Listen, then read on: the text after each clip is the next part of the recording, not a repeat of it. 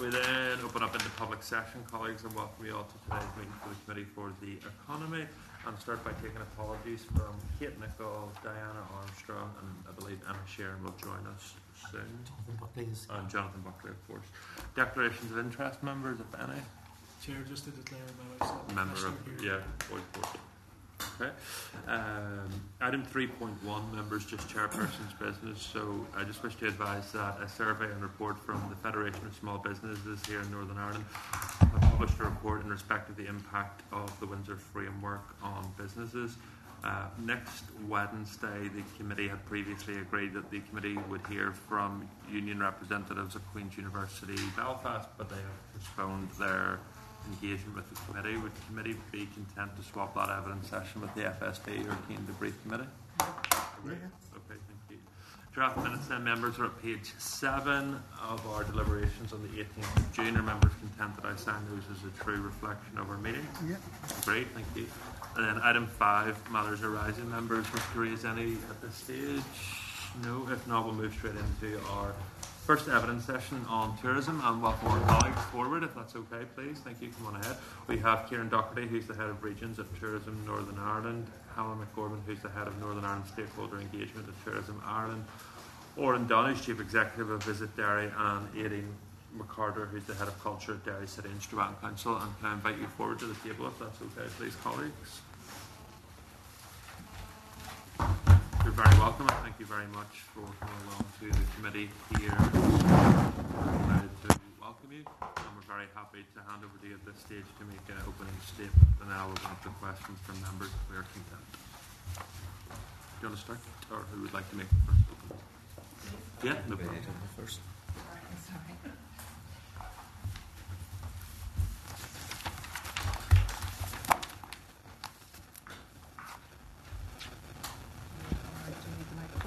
I think you're close enough. Okay. Well, you're not recording, I'm thinking more than I presume you can hear me. So thank you very much for having us here this morning. Good morning, everybody. I am Aeidin McCarter, the Head of Culture, Tourism, Arts and Culture at Derry City and Strabane District Council. And we've been invited here today to talk to you about tourism in the Northwest, specifically in the Derry City and Strabane District Council area. And I'm here really to highlight the significant tourism opportunities and challenges that we face at the moment within our region, and how with your continued support we can work together to unlock our full potential. And I'm delighted, as you know, to be joined by my colleagues from Visit Derry, Tourism Northern Ireland and Tourism Ireland this morning, who I know are going to be speaking after me to develop a number of the points that I make. Council play a pivotal role in the strategic development of tourism across this council area and right across the Northwest. And our work is firmly aligned with our inclusive strategic growth plan, which aims for a thriving, prosperous and sustainable city and district with equal opportunity for all. Council's core focus is on positioning the city and district as a compelling visitor destination while ensuring that tourism delivers economic benefits for all our communities. Our tourism strategy, developed in 2018 with our partners at Tourism Northern Ireland, set an ambitious target, which was to double visitor spend to 100 million and to create 1,000 new jobs by 2025. And I'm pleased to report that despite the challenges that were faced by us all in recent years, that we're making significant progress.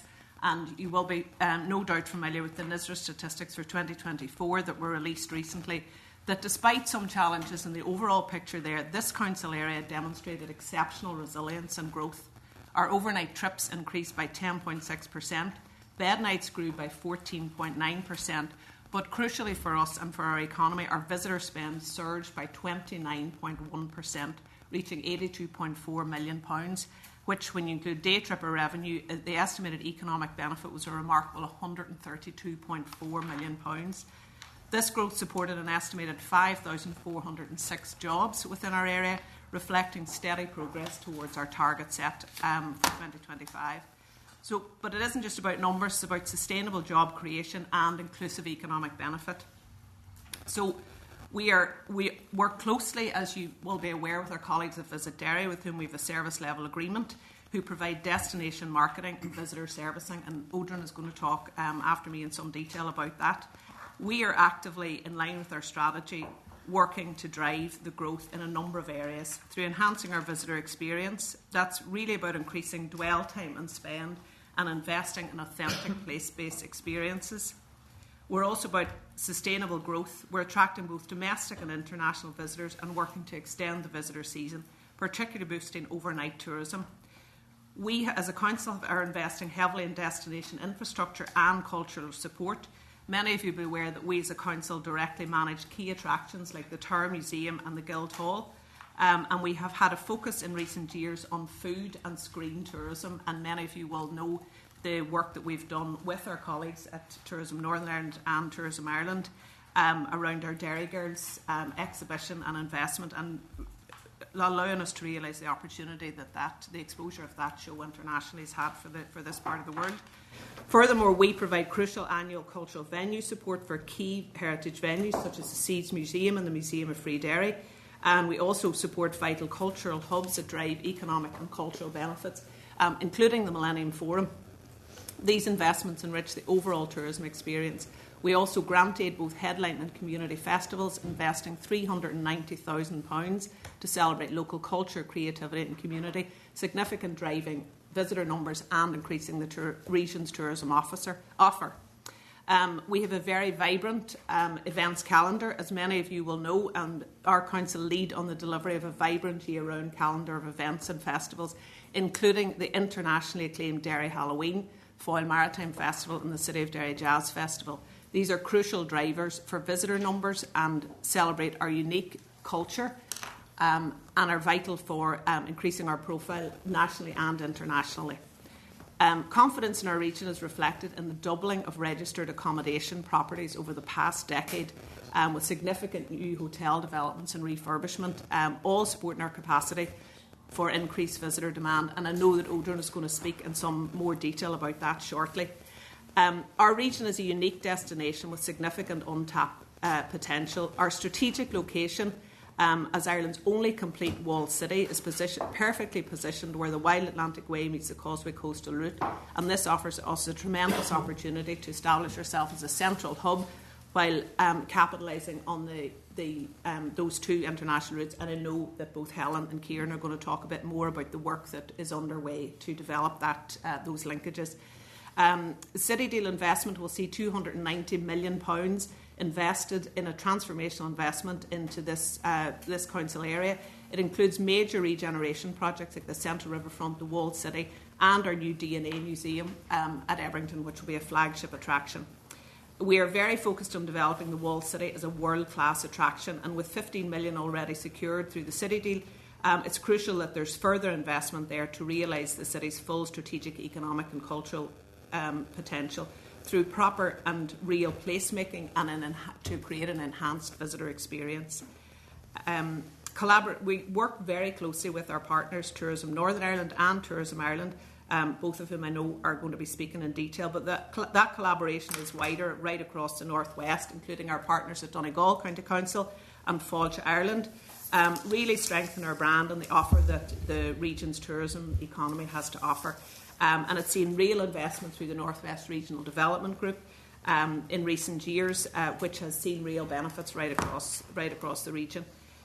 International events are a real growth opportunity for this area and for Northern Ireland. The city's reputation as a vibrant festival city, anchored by Derry Halloween, generates substantial economic impact, and there is real opportunity for continued and sustained investment in these events, and it's vital that we do that to safeguard their future and realise their potential. We have seen real strategic and collaborative development throughout the district, particularly in the Sperrins region.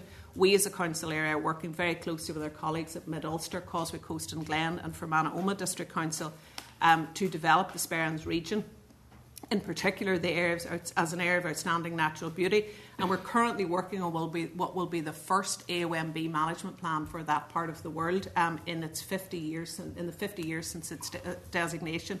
We've had a focus in the Sperrins on product development in recent years and have led on initiatives such as the International Appalachian Trail and the Giants of the Sperrins sculpture project, all designed to create real and meaningful international quality visitor experiences in that part of the world. Our progress is strong, but we do face challenges that require strategic support, regional imbalance. There is a noticeable regional imbalance in tourism investment. Our city and district progress, while strong, the visitor numbers here account for just between 6.5% to 7.5% of Northern Ireland's total tourism spend, overnights and bed nights. So there is a need for a more balanced, while that does present a great opportunity, there's a need for a more balanced approach to regional tourism development. The absence of a Tourism Northern Ireland capital funding programme is a critical gap, and it threatens to widen investment disparities, stalling primarily ready-to-go private sector projects and hindering our ability to innovate and enhance the visitor experience. So strategic capital investment is urgently needed, and I have no doubt that Ciaran is going to speak a bit more about that in a few minutes. In a highly competitive global marketplace, continued and increased investment in destination marketing for the region is vital, and our current level of central government support for regional destination marketing is not commensurate with our ambition to deliver a rebalanced tourism economy. And again, I have no doubt that Odhran is probably going to speak a bit more about that shortly. Our evening economy, we do need to address challenges in developing a vibrant evening and nighttime economy through targeted investment and cross-sector collaboration to unlock the significant economic opportunity using all the best elements of placemaking. And crucially that's an initiative that needs to be seen as important right across government and the public and private sector. Again, like many sectors, we face labour and skill shortages in tourism hospitality, and increased funding for tourism education and training programmes is crucial, as are strong partnerships between educational institutions and businesses to build a skilled workforce and to ensure that we remain competitive. There is a very competitive wider landscape, issues such as the VAT rate competition with the Republic of Ireland and the introduction of the ETA, and I know certainly that my colleagues are going to speak some more about some of those issues. So we would encourage this committee to consider targeted capital and investment to unlock the stalled tourism projects and enhance our destination infrastructure, a rebalancing of regional tourism investment and marketing support to address historic disparities and to allow our region to contribute more significantly to the overall Northern Ireland economy, sustained investment in our international events and cultural sector to safeguard their future growth and global impact, and collaborative efforts to address skill shortages through enhanced funding and partnerships for tourism education and training are crucial. But by working together, we can ensure that this council area continues its impressive growth trajectory, becoming an even more vital contributor to the Northern Ireland's economy and a truly world-class visitor destination. So thank you very much for your attention this morning. We're happy to take any questions, I'm sure, after my colleagues have had their say. So thank you. Okay, thank you, Chair. I'm delighted to be here this morning to give an oral submission on the work of Visit Derry.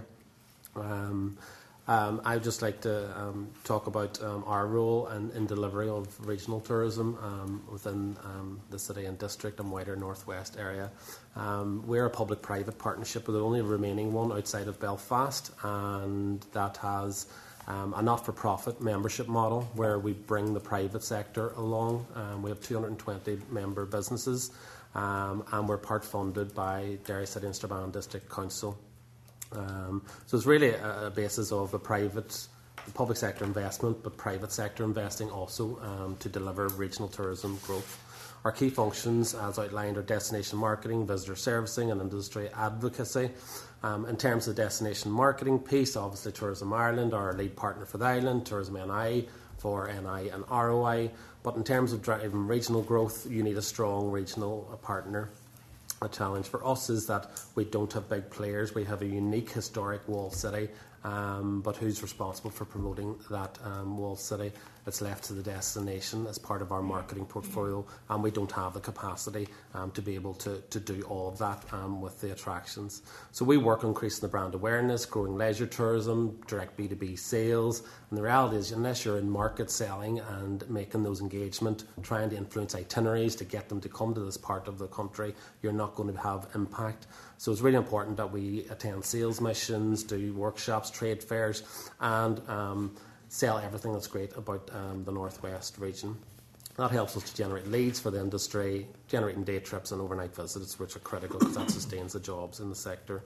We also work through the business tourism programme. We have an ambassador programme, 200 odd ambassadors across the medical, the academic, because obviously Ulster University, because of our relationship then with the Western Trust, the medical school, and also the corporate and sporting cultural sectors where we can join up and deliver conferences and business to the city.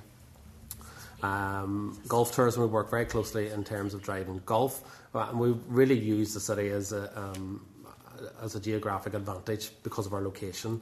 We're a border location, but our natural hinterland has some of the world's greatest golf courses, from Port Stewart, Port Rush, Castle Rock, right down to Rossapena, Ballyliffin. So we have the infrastructure here, and we continue to develop that. And that works well for selling golf tourism to the world.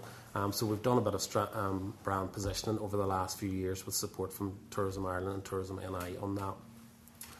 We work around driving digital engagement, content creation, campaigns, market research, and then deliver visitor servicing. We operate the visitor centre, which was supported through TNI's capital programme 5 years ago, and was supported for regeneration of the city centre. It attracts about 100,000 visitors per year, and larger markets are American, European markets, particularly for the visitor centre. And we service, as I say, 100,000. We work with the Foyle Port in delivery of cruise, welcome, visitor servicing, develop tourism literature, signage, work closely with the Alley Theatre in terms of the local visitor information centre. So all that is encompassing within the role of Visit Derry. The industry advocacy piece is crucial. Ultimately, when we're asking what can we do to make business work, the first thing for us is the businesses want footfall. How are we going to get footfall? For us, it's about destination marketing. It's about driving conferences, supporting midweek, weekend business, off-peak business, off-season, having a strong calendar of events to support that. So that all works in terms of growing the numbers. We can't grow the numbers unless we develop our accommodation. We've seen that grow over the last 10 years. Our accommodation base continues to grow. We're growing about 5-6% per year in terms of bed space, which is good because you have a pipeline coming through. We have refurbishments, we have new builds. We've seen Ebrington Hotel has extension plans. So all that is critical, not just for us, but for Northern Ireland to grow, because we don't have the capacity here to be able to grow, particularly around peak periods. So that becomes it's testament to us as a destination. I think over 100 million has been invested between the city here and right up to the Causeway Coast in terms of accommodation developments, which is showing you the opportunity that this particular area of Northern Ireland has. In terms of challenges and opportunities, I probably could put the two of them together, to be honest. Obviously, we had submitted an outline business case to the department looking for central government support last year, and has been raised at a number of committees. So we've gone through the process, and we have had that engagement with the consultants, with Tourism NI, with our colleagues at Council, and we're hopeful of a number of recommendations coming through over the coming weeks, but that's still work in progress. In terms of the challenges, obviously the reduced marketing budget to be able to do all that I've sort of outlined in terms of sales activity, developing programmes, widen the proposition into the rural district in terms of product development, developing the Aeidin economy, seeing the Northern Ireland integrated events, a business event strategy being realised as another document that sits there. We would like to see that develop, but all of that opportunity is probably now fed into the Tourism Vision and 10-year action plan, which the department have launched at the start of the year. And that's around the 4 pillars, around regional balance and productivity, good job, decarbonisation. Those opportunities are real. I'm fortunate I do sit on the Tourism Partnership Board. We had met last week, so I think the structures are in place, the right people are there, probably mostly the right people are there to deliver on all of the actions. There's good collaboration, good partnership working there. The challenge will be how you can influence a lot of the schemes and projects are there, how you can influence budget, or for us, how we can repurpose existing budgets, because we believe as Visit Derry we can deliver as a regional tourism partner, support the Minister and the Department deliver on regional balance for Northern Ireland. Thank you. Thank you, Odhran. Appreciate that.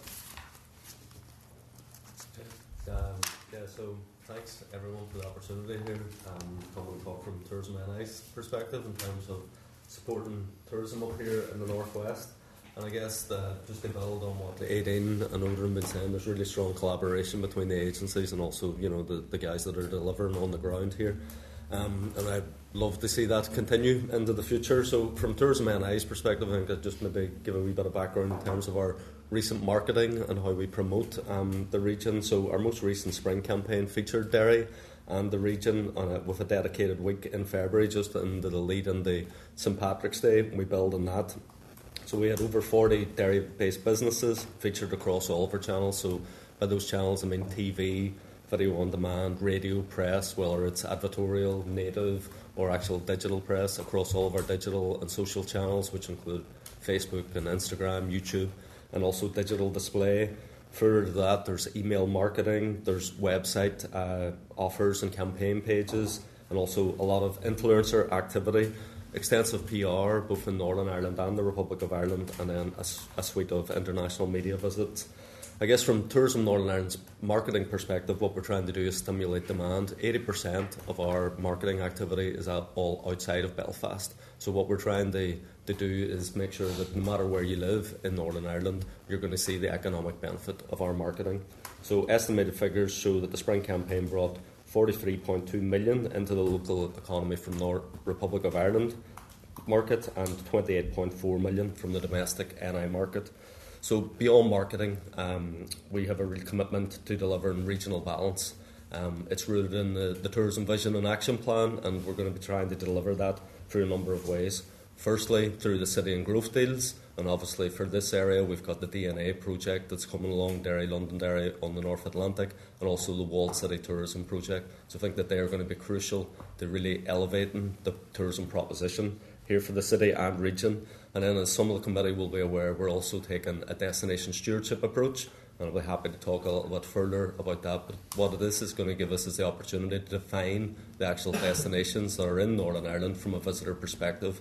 We'll be able to put in plans in place to try to develop collaboratively through both public and private industry, but also importantly communities, have them at the heart of that, so that we develop the tourism offer that is actually sustainable going forward. The Wild Atlantic Way and the Causeway Coastal Route piece. So there's quite a lot of work has been going on in that space. We have 7.6 million euros from the Shared Island Unit to try to develop consistencies from the visitor experience across both of those routes. So we've undertaken from the Tourism Northern Ireland side an extensive audit of all of the signage and all of the discovery points right along the Causeway Coastal Route, so stretching from Belfast as you go out of Belfast right down to Muff just outside Derry. So what we're planning on doing now is looking at that audit, developing a strategy in terms of how the actual Causeway Coastal Route could be improved and brought up to a similar experience as the Wild Atlantic Way currently is. So it'll not be just signage that we'll be looking to improve, wayfinding, etc., but also looking to develop signature discovery points and also discovery points along the route. The budget that we have will go some way towards delivering that, but I guess we're just going to have to prioritise where we can spend the budget. So that strategy will be formed over the coming weeks as well, and then once we've agreed that, there's a lot of consultation with the public along the Causeway Coastal Route, also with all of the councils and relevant stakeholders like the National Trust. So I guess for the Causeway Coastal Route, not unlike the Sperrins, you've got a number of councils. You've got Derry City and Strabane, you've got Causeway Coast and Glens, you've got Mid and East Antrim, and also Antrim and Newton Abbey have a little bit of the Causeway Coastal Route as well. So there's been really good collaboration on that, and we'll get an agreement very soon and then get the shovels in the ground. Beyond the audit piece and the improvements on the Causeway Coastal Route, there's two other strands of activity. There's a small capital grant scheme that has been put out through Fulch Ireland and the Republic, and Tourism Ireland have been taking the lead on that. So that is nearing completion, and also there will be a large suite of marketing activity on an international basis that Helen will talk about. Events, from an events perspective, Tourism in Northern Ireland has provided over £900,000 to events in the North West over the last 5 years, and between 2019 and 24 these events attracted over 1.1 million visitors with economic benefit of £22 million. Events such as the Derry Halloween Festival give a great opportunity to animate the city, extend the visitor season, and basically bring more much needed business in after the summer season, and really moving people into that autumn season, which is really great. Tourism NI continue to work closely with our industry partners in the region, providing data, guidance and mentoring, and importantly helping them find routes to market. So in the past 12 months, the North West has featured on 15 familiarisation trips, attracting 154 operators to explore and better understand the offering here in the region. Tourism NI have also recruited 61 North West industry reps to attend 27 international and Northern Ireland based networking events and trade shows. So just mention the Sperrins, and just to build on what Aeidin has said there, we're represented on the Sperrins Partnership Board. The group includes representation from 4 different councils. We're actively involved in the development of an AOMB for the area, and will continue to provide assistance to help the region develop and achieve its tourism potential. And finally, just want to mention the 153rd Open, which is coming along next month. Is it? It is, unfortunately. So we believe that the entire region, particularly in the North West, will benefit from those increased numbers coming in from accommodation providers and hospitality providers, benefit from the visitors actually staying here in the city with the hotel stock, and then coming back and spending some money, hopefully in the evenings after they've been up to Portrush for the day. So we're working with council to try to activate some nighttime economy pieces that we can really make sure that people are here and they enjoy more than just the golf. So thank you for your time. Thank you very much. Is that okay, sir? Good morning, Chair and members. Thanks for inviting us back again from Hannah. I suppose what I want to do this morning is we'll just do a brief recap on some of the information that was shared at that time, and a bit of a focus on what we're doing to support Derry, Londonderry and the Sperrins area. So as you know, Tourism Ireland is the organisation with responsibility for marketing the island of Ireland overseas. And our principal objective is to increase tourism to the island of Ireland and to help Northern Ireland realise its tourism potential. And we're active in 13 key markets across Great Britain, North America, mainland Europe and Australia. At the session from Anna, I shared some of the key information from the latest NISRA stats, but just to recap on those, in 2024 Northern Ireland welcomed 2 million overseas visitors who contributed 633 million to the local economy. That saw us holding steady in GB and other markets growing by 12%. Central to our approach and in line with the Minister for the Economy's Tourism Vision and Action Plan is a focus on regional spread and increasing the benefits of tourism to regions and communities across Northern Ireland. We do this by inspiring visitors and strengthening our partnerships. As mentioned by all of the speakers today, we work very closely with Tourism Northern Ireland, with Derry City and Strabane District Council, and with local industry and Visit Derry to profile the North West region and to support local tourism businesses to do business overseas. In terms of our marketing, our central brand campaign, Fill Your Heart with Ireland, is active in 13 plus markets, including our core markets of Great Britain, US, France and Germany. It features local actresses Jamie Lee O'Donnell and Saoirse Monica Jackson of Derry Girls fame, experience what Derry, Londonderry and North West area has to offer. In 2025, the campaign will generate 1 billion opportunities to see across TV, cinema, video streaming, social and digital channels. To support tourism growth year-round, Tourism Ireland delivers seasonal and regional campaigns.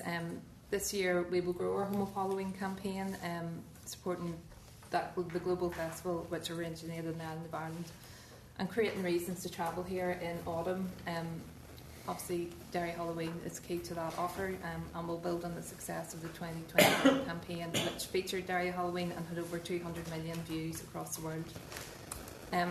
we're aware of the importance of Derry Halloween to the tourism industry and the city, and we'll continue to work with Council and Visit Derry to build profile and international opportunities for the festival. Currently live, Derry, Londonderry and the Sparrans also feature in our Ireland on Rush campaign, a slow tourism campaign designed to encourage visitors to slow down and engage with nature and communities. Derry, Londonderry and the North West feature in a campaign suite of videos and itineraries. And currently live, as has been mentioned, is we have a campaign live in GB, which is promoting the connectivity between Causeway Coast Route and Wild Atlantic Way.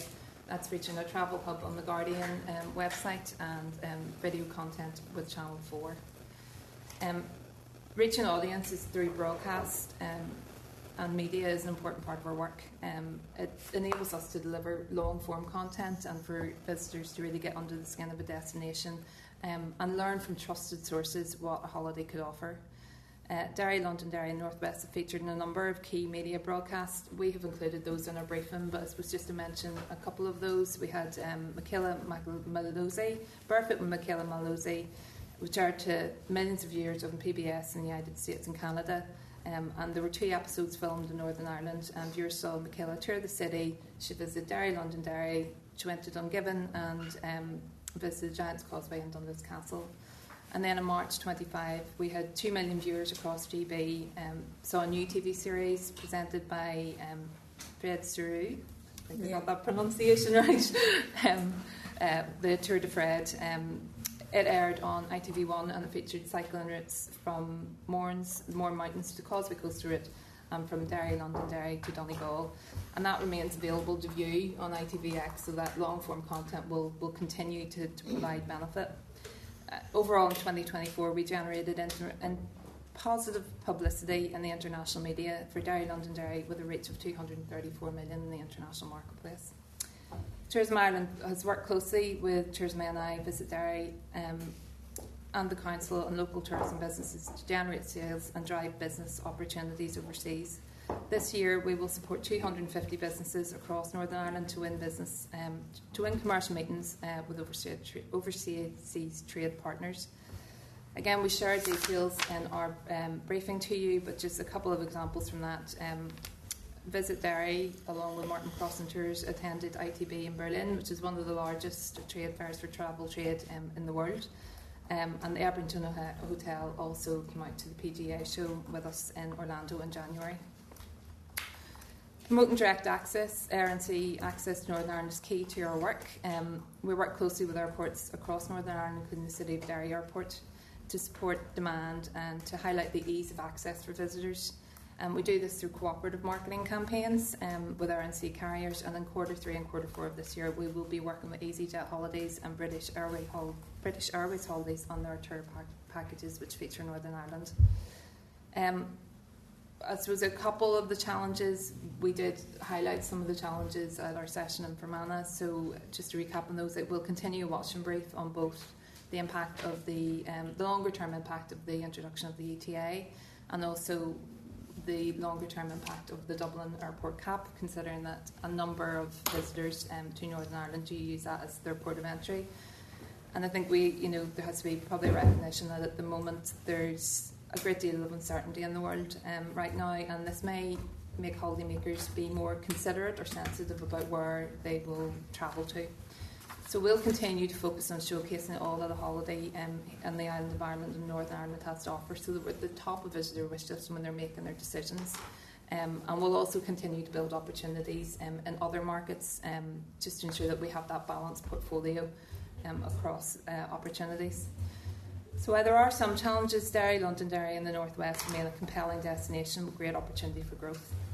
We know visitors are motivated by scenery, culture and heritage, and with new hotels coming on stream in the city and the city's role as a hub for 2 iconic touring routes on the island with the Causeway Coast and Wild Atlantic Way, and investment in visitor attractions and experience such as the new Maritime Museum. The North West is the infrastructure, the attractions and the scenery to accommodate and grow overseas tourism, and we'll continue to invest in showcasing the North West overseas visitors, demonstrating how we can meet their holiday needs. And just thanks again to the committee for the invite to join you this morning. problem at all. Thank you for coming back. That's always greatly appreciated. I'm going to open up the questions for myself and colleagues, if you're content. Aeidin, if I could just start with you, if you don't mind, just in relation to the local economic partnerships that's been set up by the department. Obviously, tourism would likely feature heavy in Derry City and Strabane partnership. Have you been involved in that process? Yeah, certainly my colleagues in my sister department, our business team, are leading on that. So yes, we will be involved in that. There are a number of initiatives emerging from that, including a focus on placemaking and destination marketing, place marketing and destination marketing. And I know Odhran will be involved. Has been a subgroup set up for that, and ourselves and Odhran will be involved, particularly in that piece of work. I lead on, I'm head of culture, but that includes tourism, arts and culture, museums and visitor services, festival and events, and marketing. So our corporate marketing very function. Small department. Yes. So we will be involved, heavily in the local economic partnership work. And I just wanted to pick up, so in terms of the walled city tourism piece, obviously from the city deals, 15 million you had said it had already been secured. The Minister has surrendered almost £9 million in capital funding already for the local economic partnerships. Had you put a pitch together for trying to draw down some further funding for that project from the department? Because they've explained to us the projects weren't ready to go, and that's the reason why she's handed back £9 million of capital funding this year already. Okay, well, I suppose it's around the timing around some of that. There obviously is a significant investment into the wall city for primarily, as you be aware, for capital works. Yep. I suppose it's our focus from our department's perspective is the focus on overlaying that with additional spend on revenue, destination marketing and placemaking. Sure. So while the capital works are important, the crucial piece, as Odhran in particular has alluded to, is in bringing the statutory partners together, bringing our local partners together, and the focus on a lot of the initiatives that will be required to shape the place and create a real visitor experience. That's not only a place that visitors want to come to, but an experience that our locals want to come out and enjoy everything that the wall city has to offer. It really is the jewel in our crown, it is the walls and the wall city are what's attracting international visitors. Yes. But it's absolutely crucial that we give them an experience, not only a year round but a day round experience, a day and night experience. And crucially give them opportunities to spend money and create a place that people want to come to and want to stay longer in. So that's what I suppose a lot of the initiatives that we've been working on, particularly with Ciaran, and I know he might speak a bit more about the destination stewardship plans and a number of the proposals for various funding avenues that we've been working on for the walled city. Although there will be a requirement for additional capital investment, a lot of them have been, a lot of our plans are around the types of revenue support. So there's a whole raft of things there that are required. There's business support, there's requirement, there's needed support for events, for cultural activity, all of that activity that will bring the walled city to life and make it a real exciting and enjoyable experience for our citizens and crucially for our visitors, because if we have a place that people want to live in and be part of, you're inevitably going to have a place that people want to visit. And for visitors who are coming anyway, it's crucial we give them opportunities to extend their stay and to spend money. Okay. And then you had articulated that the council currently supports cultural museums here in the city, both Free City Derry Museum of Free Derry. Yeah, we have a cultural organisations fund and a heritage animation fund that supports a whole raft of cultural organisations and heritage venues right throughout the city and district. Sure. That include the two of the more well-known and accredited museums, including the Siege Museum and the Museum of Free Derry. But there's a whole raft of other organisations that we support. Two big ones. How much funding do you provide to both? We provide them with about £17,000 per annum. Fair enough. Each year, £17,000 each. I think they both draw down the maximum. Yeah, it's actually slightly more in the last financial year, but it's in around £17,000 to £19,000 per annum. Perfect.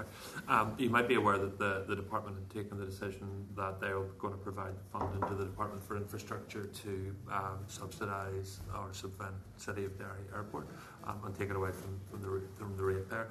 Has the council made a decision in terms of that £2 million where that's going to? Is that going in to support tourism? I am not sure. I can come back to you on that. Okay, no problem at all. Perfect. Odhran, thank you, and apologies for butchering your name at the start.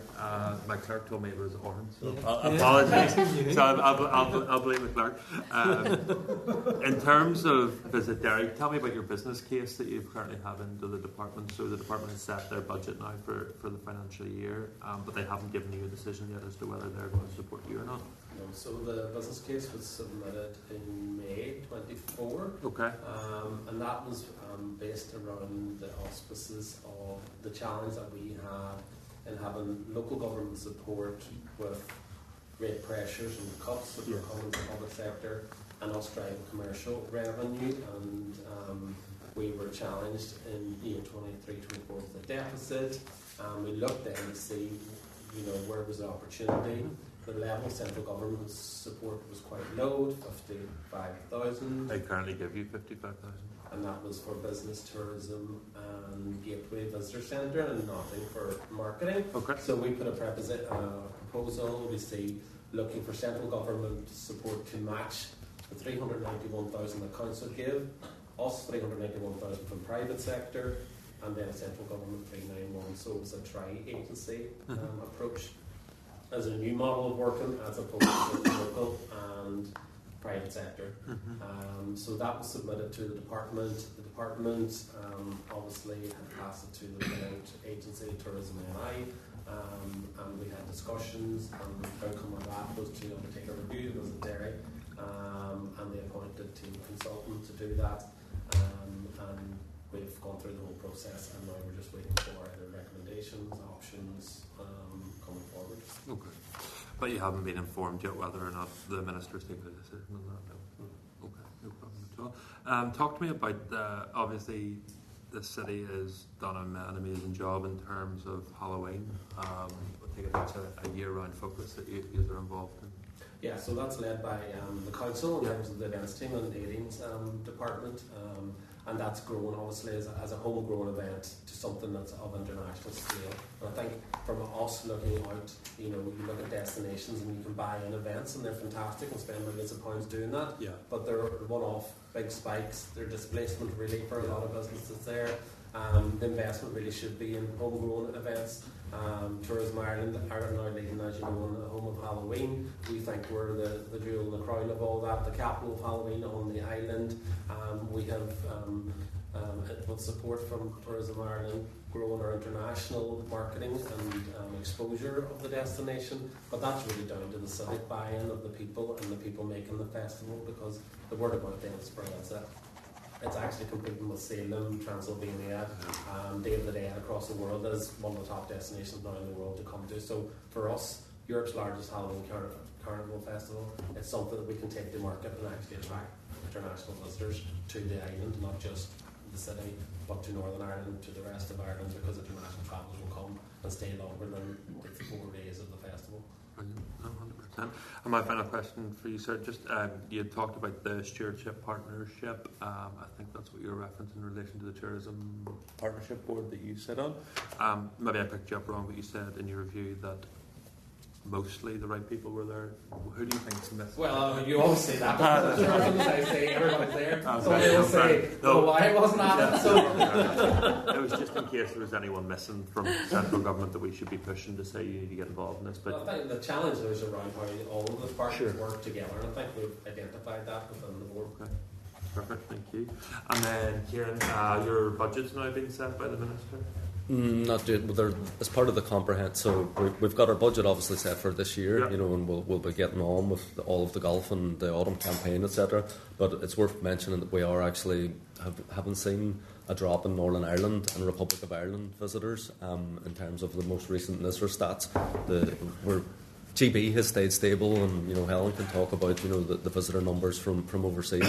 We're actually putting a bid in to actually do some summer activity to try to bolster that summer season now and get. Was that in the June monitor round you put that in, or? Yeah. So it's going to our board. Sorry, Okay. it's going to our board this week, tomorrow. Okay. In fact, so we hope to do that. But yeah, So your overall budget's now been set? yeah, and Is that an increase or decrease from last year? I think we're just on a Flat line. flat So line. real terms cut. Yeah. Okay.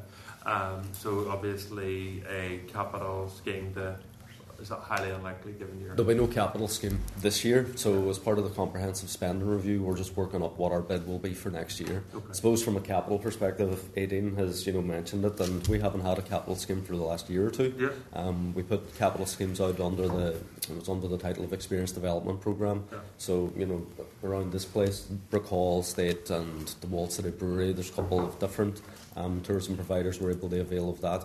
I think that the challenge with capital has always been it's a 1 year budget, Yeah. Chair, and it's really, really difficult to develop a programme, put it out, advertise it, ask people to put in the applications, we do the assessment, and by the time we've got our budgets, and all of that assessment is done, it's September, and you're asking people to complete by the end of March, or else the budget could be taken away. So it has really led to frustration from ourselves, my team being put under pressure, the industry, feeling at risk, and also the department getting exercised in terms of, get the money spent. So I think the only way forward is to have multi-year funding for capital projects because you can't do anything of significance. And So obviously the work in relation to the multi-year budget is well underway, and the executive are hoping in December of this year to go out in consultation on a 3-year budget. So are you confident that you'll have a bid in place to run a capital scheme that can open in April 2026? I would be hopeful of that, for sure. And that'll be hugely welcome news for both tourism providers here in the city but across Northern Yeah, Ireland. and just to support that in the background, where we haven't had a scheme, we've been doing a bit of evidence gathering in terms of our product review, just assessing what is the tourism product like right across Northern Ireland, where are there gaps and also opportunities, and that'll feed into then obviously this destination approach because each destination will have different opportunities. 100%. Okay, thank you so much, Patrick. Well, thanks, Chair. And look, thanks very much for coming today. I think the first thing that I'm always struck about anywhere in Derry is the fact that everybody works so well together and that there's a collegiate approach to everything here. And I think that's really impressive and should be something that's replicated. We don't always see eye to eye, I can tell you, but we do work pretty well together. Mostly. But it makes things work, and it allows events like Halloween and other events to be so successful.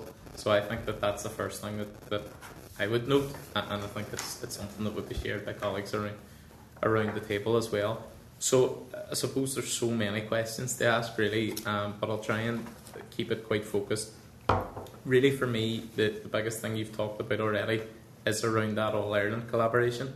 And I suppose from a Derry point of view, people who are coming to visit Derry are likely going to visit Donegal and vice versa. So just, I suppose, as concisely as possible, I know there's already been a lot of points around this, but how does that work in practice? What does that look like day to day in terms of projects that you're looking at going forward, like signage, joint bids for infrastructure, joint bids for events and so on? What does that look like, and I suppose what can we expect to develop over the next time in that sphere? Well, I suppose I can start. I suppose it's credit actually probably to the council in terms of working together collaboratively with Donegal County Council and also ourselves and Foyle Ireland, and then with Tourism Ireland. So my first experience of working on that was when I was with actual Tourism Ireland, and there was real good collaborative working there, and we were able to actually harness that and develop a campaign that was run on GB that promoted Derry Donegal. So I think that this has almost led then to the opportunity for shared islands, because you're effectively pushing an open door. There's already a collaborative team there that are working together. How we work together now is teams, a lot of Teams calls, etc. But I'll maybe let you expand that in terms of the Northwest partnership, etc. Yeah, so we've had a Northwest tourism collaborative group for since I came into post, I think we started it around the time we initiated, particularly around the time the North West Regional Development Group was emerging. So we have a very close working relationship with our colleagues in Donegal County Council, and then we would have brought in our partners from the Donegal side of Foyle Ireland, and from our perspective of Tourism Northern Ireland, and I'm pointing to Helen from Tourism Ireland, but at the time it was Ciaran from Tourism Ireland, and obviously Odhran was involved in that work very closely as well, and indeed my colleague Jennifer O'Donnell, who's joined us here at the committee. We would have drawn down a significant amount of funding from the North West Group over the last number of years on. We would have done product development initiatives cross-border, so developing packages. We would have run a number of marketing initiatives. And indeed, as Ciaran said, the GB, Tourism Ireland, then spearheaded some GB research and a campaign focused on the North West.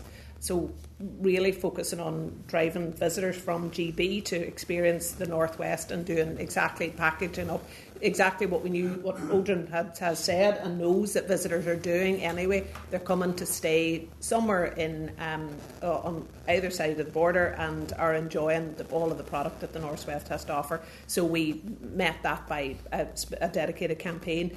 We also would have led on initiatives around the signage. So you'll have seen in it took us some time, I will say, and it wasn't without its challenges. So, back to our earlier point of some cross-government support, but and again, all credit to Jennifer, who the joke is I think she had 2 babies while trying to get the signs adjusted. But you will have seen that the adjustment of some of the signage, so there's a much more seamless route when you come off the Wild Atlantic Way and going on to the Causeway Coast. That it's a much more cohesive visitor experience, let's say, and I know that the work, and a lot of that work, early work, has led to the bid then that Ciaran and Helen would have spearheaded with their colleagues at Foyle Ireland into the Shared Island Fund, that is leading to real meaningful collaboration. Not necessarily, the 2 routes are very distinct, and indeed the Wall City position at the crux of those 2 routes is very distinct, but there is now going to be an awful lot of work, real work done to support tourism businesses on both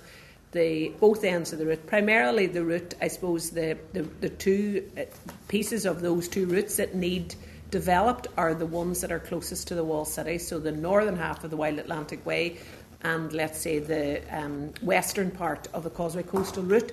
So inevitably that's where a lot of the focus of the development work for businesses and for signage, experience development, all of that. So that is all very, very positive, because it enhances both those experiences, and it will indeed enhance the Wall City. And back to the Wall City work that we're doing should see a much, an enhanced experience then in the Wall City. And then it's about overlaying that with the messaging and marketing around that joined up. So there is very good collaborative working, and it is important that we see it as an opportunity, and that we realise our collective investments in those routes and the product there. Yeah, I suppose I would just add that Aeidin and Ciaran have spoken to the GB campaigns that were actioned, which were really, really impactful, I think, on the ground in terms of driving those visitor numbers.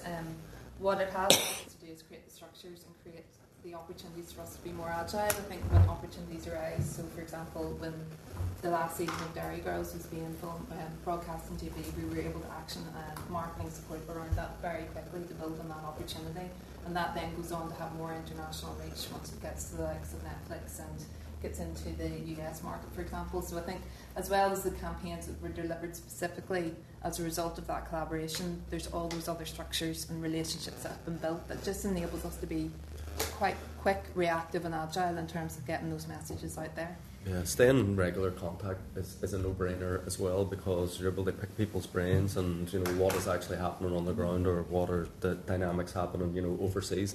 And I think also the Derry Girls experience is a good example that Aeidin, Jennifer and the team had unlocked, that opportunity was there, and then they approached me, and it took a wee while to get a fund out there that they would be able to avail of to do that. But without that sort of insider knowledge, you can't be shaping something in the background to try to deliver. So yeah, we do mostly get on. Yes. Thank Yeah, and just I suppose just to echo what everyone else has said, I suppose it's back to our geography. We take the politics out of this. Our natural geography here, our hinterland, is into Donegal. We have 12% of our membership is Donegal. Businesses in Donegal who are paying into us to bring more tourists here because they see the benefit of going to Dunfermline Village or Ballyliffin Golf Club or Greencastle or whatever. So I think our geography, when we look at it, the Wide Atlantic Way, obviously, Causeway Coastal Route, they're two iconic international driving routes. When we're in market, the reality is we were never going to get Derry, Londonderry, Strabane, wherever, into the market. They're selling the island. But as two brands, our strategic position there is we're actually the lynch point. We are the joining point of these two routes. How can we maximise that? And the reality on the ground was the consumers are driving the routes. The consumers, we had to make it easier for consumers to understand. Yeah, once you come off from up, you're in the walled city, and then you're connecting on the Causeway Coastal Route. It's a seamless experience, and encouraging them to spend or stay here. Thank you very much, and I think the work that you have been doing is fantastic, and it's notable in the city in terms of the development of tourism and the development of all these events. So thanks again for that. I suppose just because we're at the port as well, it struck me around the potential of our location and maximising those opportunities for the ferries back and forward. So I've used the one myself from McGilligan over to Greencastle, and it is fantastic, and it's so quick, and people don't realise, I suppose, how close you are. So in that context, and I suppose conscious of our location today, is there anything in that sphere which is developing around, I suppose, increased use of the rivers, of the water around this? Is there anything on that? Well, I suppose, in terms of, for ourselves, in terms of building the destination, we would see it probably as market figure in terms of access to the river, because it's a real jewel in the place, but actually there is little to no activity on the river.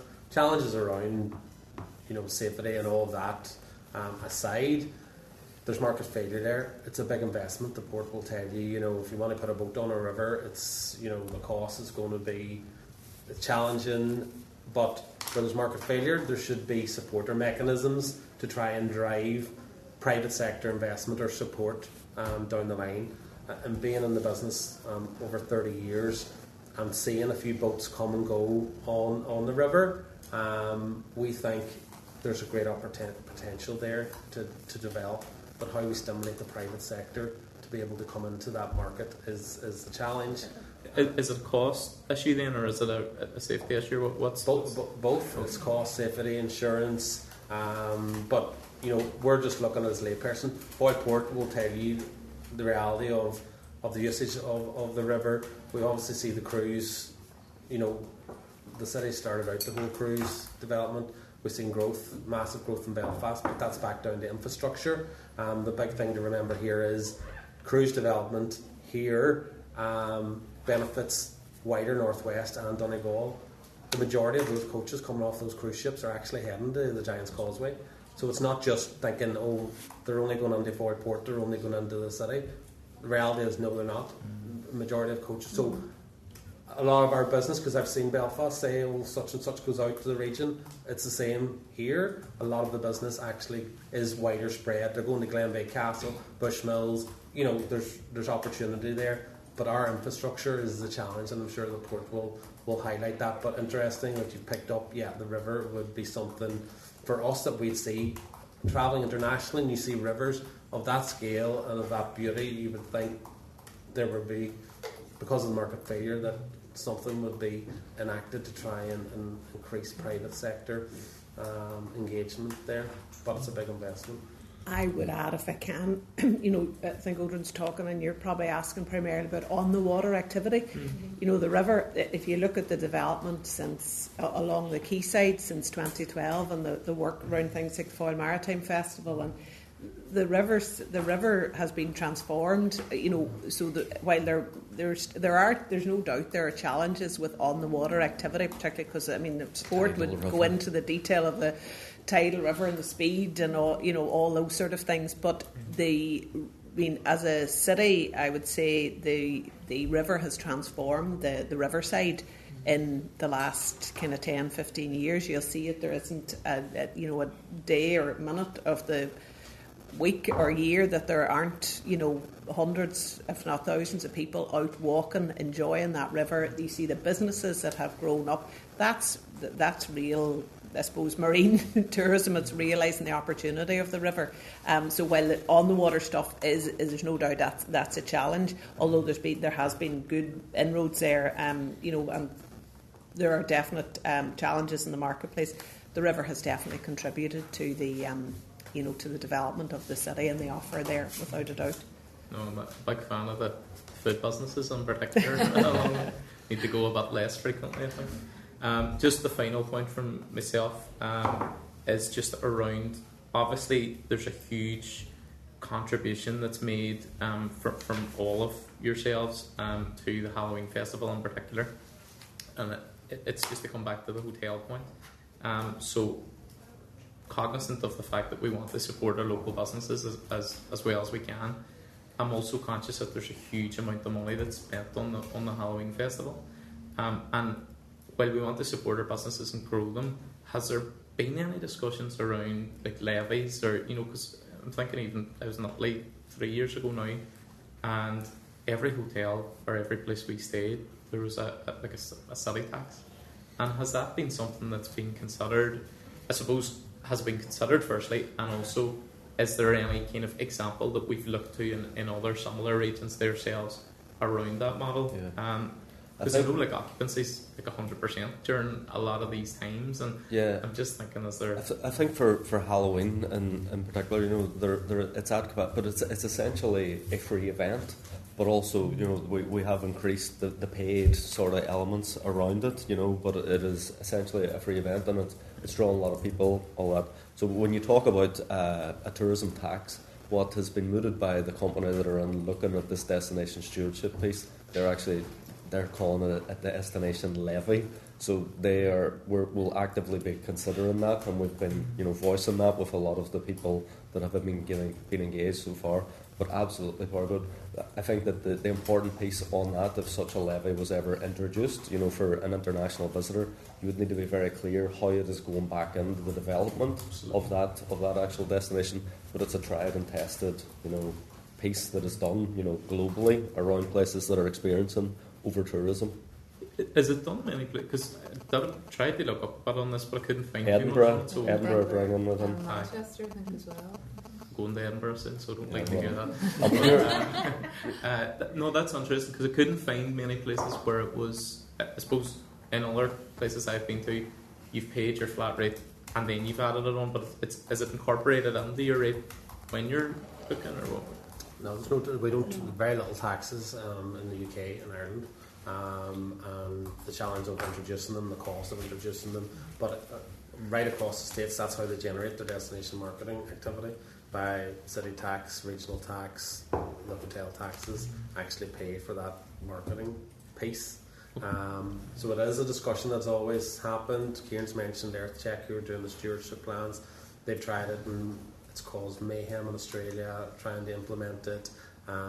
It's very challenging in Edinburgh as well, trying to get it through. We're a small capacity. The reality is we're watching from the sidelines. We wouldn't want to be leading the way in that. No. And we let somebody else take that on. We're too small a destination. But if it became enforced in terms of law or whatever, the opportunity would be that we would have a say in how that money was spent, and it wouldn't be they left rubbish and do. It would have to be what hotels would feel would bring more value to their business. No, absolutely, and I think that's the point. It has to be evidence based, and it has to also, there has to be a circular element to it as to how it's reinvested. But look, thanks very much. That's been really useful, and I think it's probably given us a lot to go away and think about as well. So really appreciate your answers and your time today. Thank you. Okay, thank you everybody for coming here today, and it's great to be at home. Aeidin, you talked at the very opening there about the figures that have come through, and they're very positive for this city, and we kind of bucking the trend for other council areas, and there have been significant increases. But overall, we know that there are massive regional disparities in terms of visitors spend. 61% go to Belfast and Causeway Coast and Glens.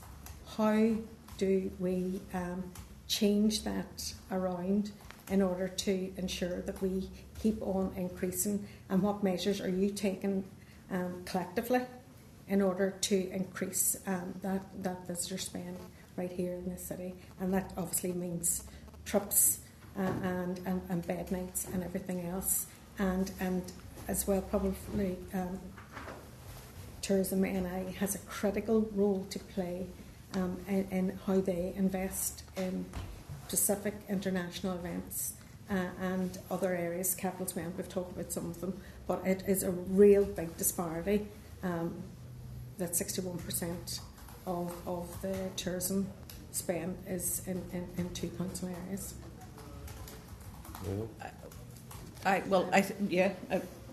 Whichever. I suppose two things that come into my head. It's everything that we've spoken about. It's marketing spend and product development, and that's where the key. There's a requirement for additional investment if we're going to realise the numbers. But yeah, I think there's probably a couple of things to think about in terms of what we're doing as an organisation and what the wider sector's doing. So Northern Ireland to some degree is still a young tourism destination, and in those younger tourism destinations you are going to get people going straight to the hubs because that's what they know, that's what they're aware of, and what we're trying to do is showcase the wider region. What are the other opportunities? So I suppose things like having the Derry Girls and Army campaign has been a real lever. That's a global campaign across 13 markets. We've done those targeted campaigns in GB.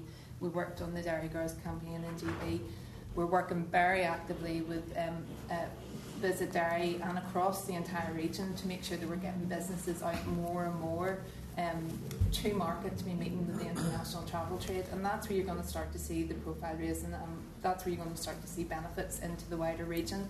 But it's a long-term piece that we have to do, and those iconic places that are well known overseas, such as the Clarence Causeway, will still always be part of that marketing mix because they do promote the overall destination. But I think as a young destination, we're still developing, and those other destinations will start to emerge. And I think particularly working with Ciaran on the destination stewardship plans is where we'll also start to see real growth and potential being realised in regions, and identifying what those longer term plans look like to support that.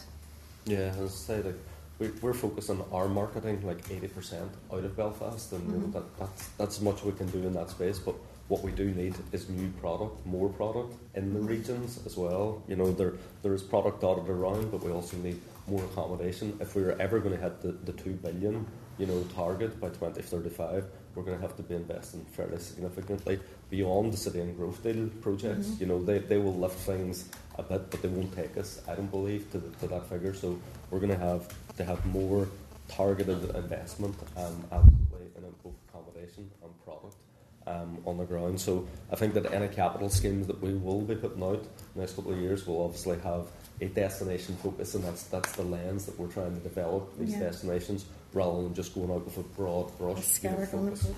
Yeah, because it's really important. I mean, it speaks volumes when you actually look at the Northern Ireland figures about the areas left behind, and the fact that we have so much opportunity here, and a lot of it can be unrealised if we don't actually make it an intention that you grow that. In relation to the international events that you spoke about, you talked about the sustainability and the continued investment of things like Halloween. There's a vulnerability there as well, and can both yourself, Ciaran, and Aeidin speak to that vulnerability in terms of sustaining Halloween and growing Halloween. It's not just about keeping it as it is, but it's even going further than that in order to widen the scope and bring more I'll let you visitors here. lead on that. Okay, You're closer to Halloween than anyone. No, absolutely. I mean, Halloween, we've invested heavily in it collectively, but it does require more investment. Costs are rising. One of the biggest challenges that we're facing is the level of investment in the Republic of Ireland in events overall, particularly in Halloween events. Yeah. That is amounts that are dwarfing our event. We know we're the biggest Halloween event in Europe. It is an authentic experience. It was developed by the people here. You know, we always say as council we're the custodians of it. We were handed it at a time when it had got so big that it required some management. We've taken it and realised the potential of it now, but we do need to ensure that investment is sustained and it's continued. Otherwise, we're going to lose out. And we're not just going to we're going to lose out because of this huge sums of money. I mean, Odhran alluded to the fact that you can parachute into somewhere with huge amounts of money and you can run a big event. That they're not necessarily authentic of the place. You know, it is expensive to run that level of event, and that's where we're really going to suffer with competing destinations, particularly in the Republic of Ireland, particularly on this island, because we compete then also for suppliers who, you know, we have local suppliers who say to us, look, we want to work this event because we love it, because this is where we're from, but they're of international calibre, they're from here, but they are able to get sums of money that are, you know, it's too attractive for them. So that is a real challenge going forward, and we need to make sure that investment is sustained and continued to realise the opportunity and the benefit. And just to go back to the previous point about you know, Halloween, yes, most of our hotels are near capacity now for those nights, but what we are starting to do is make Halloween work for us for the rest of the year. So a bit like Edinburgh is to Hogmanay or Rio is to Carnival, you know, many of us won't go to Rio for Carnival, but we'll all know Rio and we will all think, I might go there someday because that's the place, that's the home of Carnival. So we're trying to position us as and that really ties into the work that Tourism Ireland are doing, positioning Ireland as the home of Halloween. It means that it has resonance right throughout the year, you know, and we're trying to increase our sort of touch points throughout the year for that. So when people come for the rest of the year, they see this is the place where that event happens. They're aware of the event and they're therefore aware of the place and they want to come to the place. So that's a piece of work that we're looking at now with both colleagues at Tourism Ireland, Tourism Northern Ireland, to see how do we make it work for us throughout the year. I think that from Derry's perspective, we're probably a victim of its own success in some ways in terms of the Halloween festival, because it has grown and grown. It's got so much coverage, you know, and it's been hugely successful. Then there's other destinations are seeing, you know, this and going, oh, I want a piece of that, because, as I said earlier, it extends the season. It's in a perfect spot, you know, school holidays, etc. around, and you can get business in. But I think that, as Aeidin said, the challenge is if competing destinations are coming in with additional monies, you're up against it, because the actual animation teams or whatever are going to go eventually where the money is, as normally would.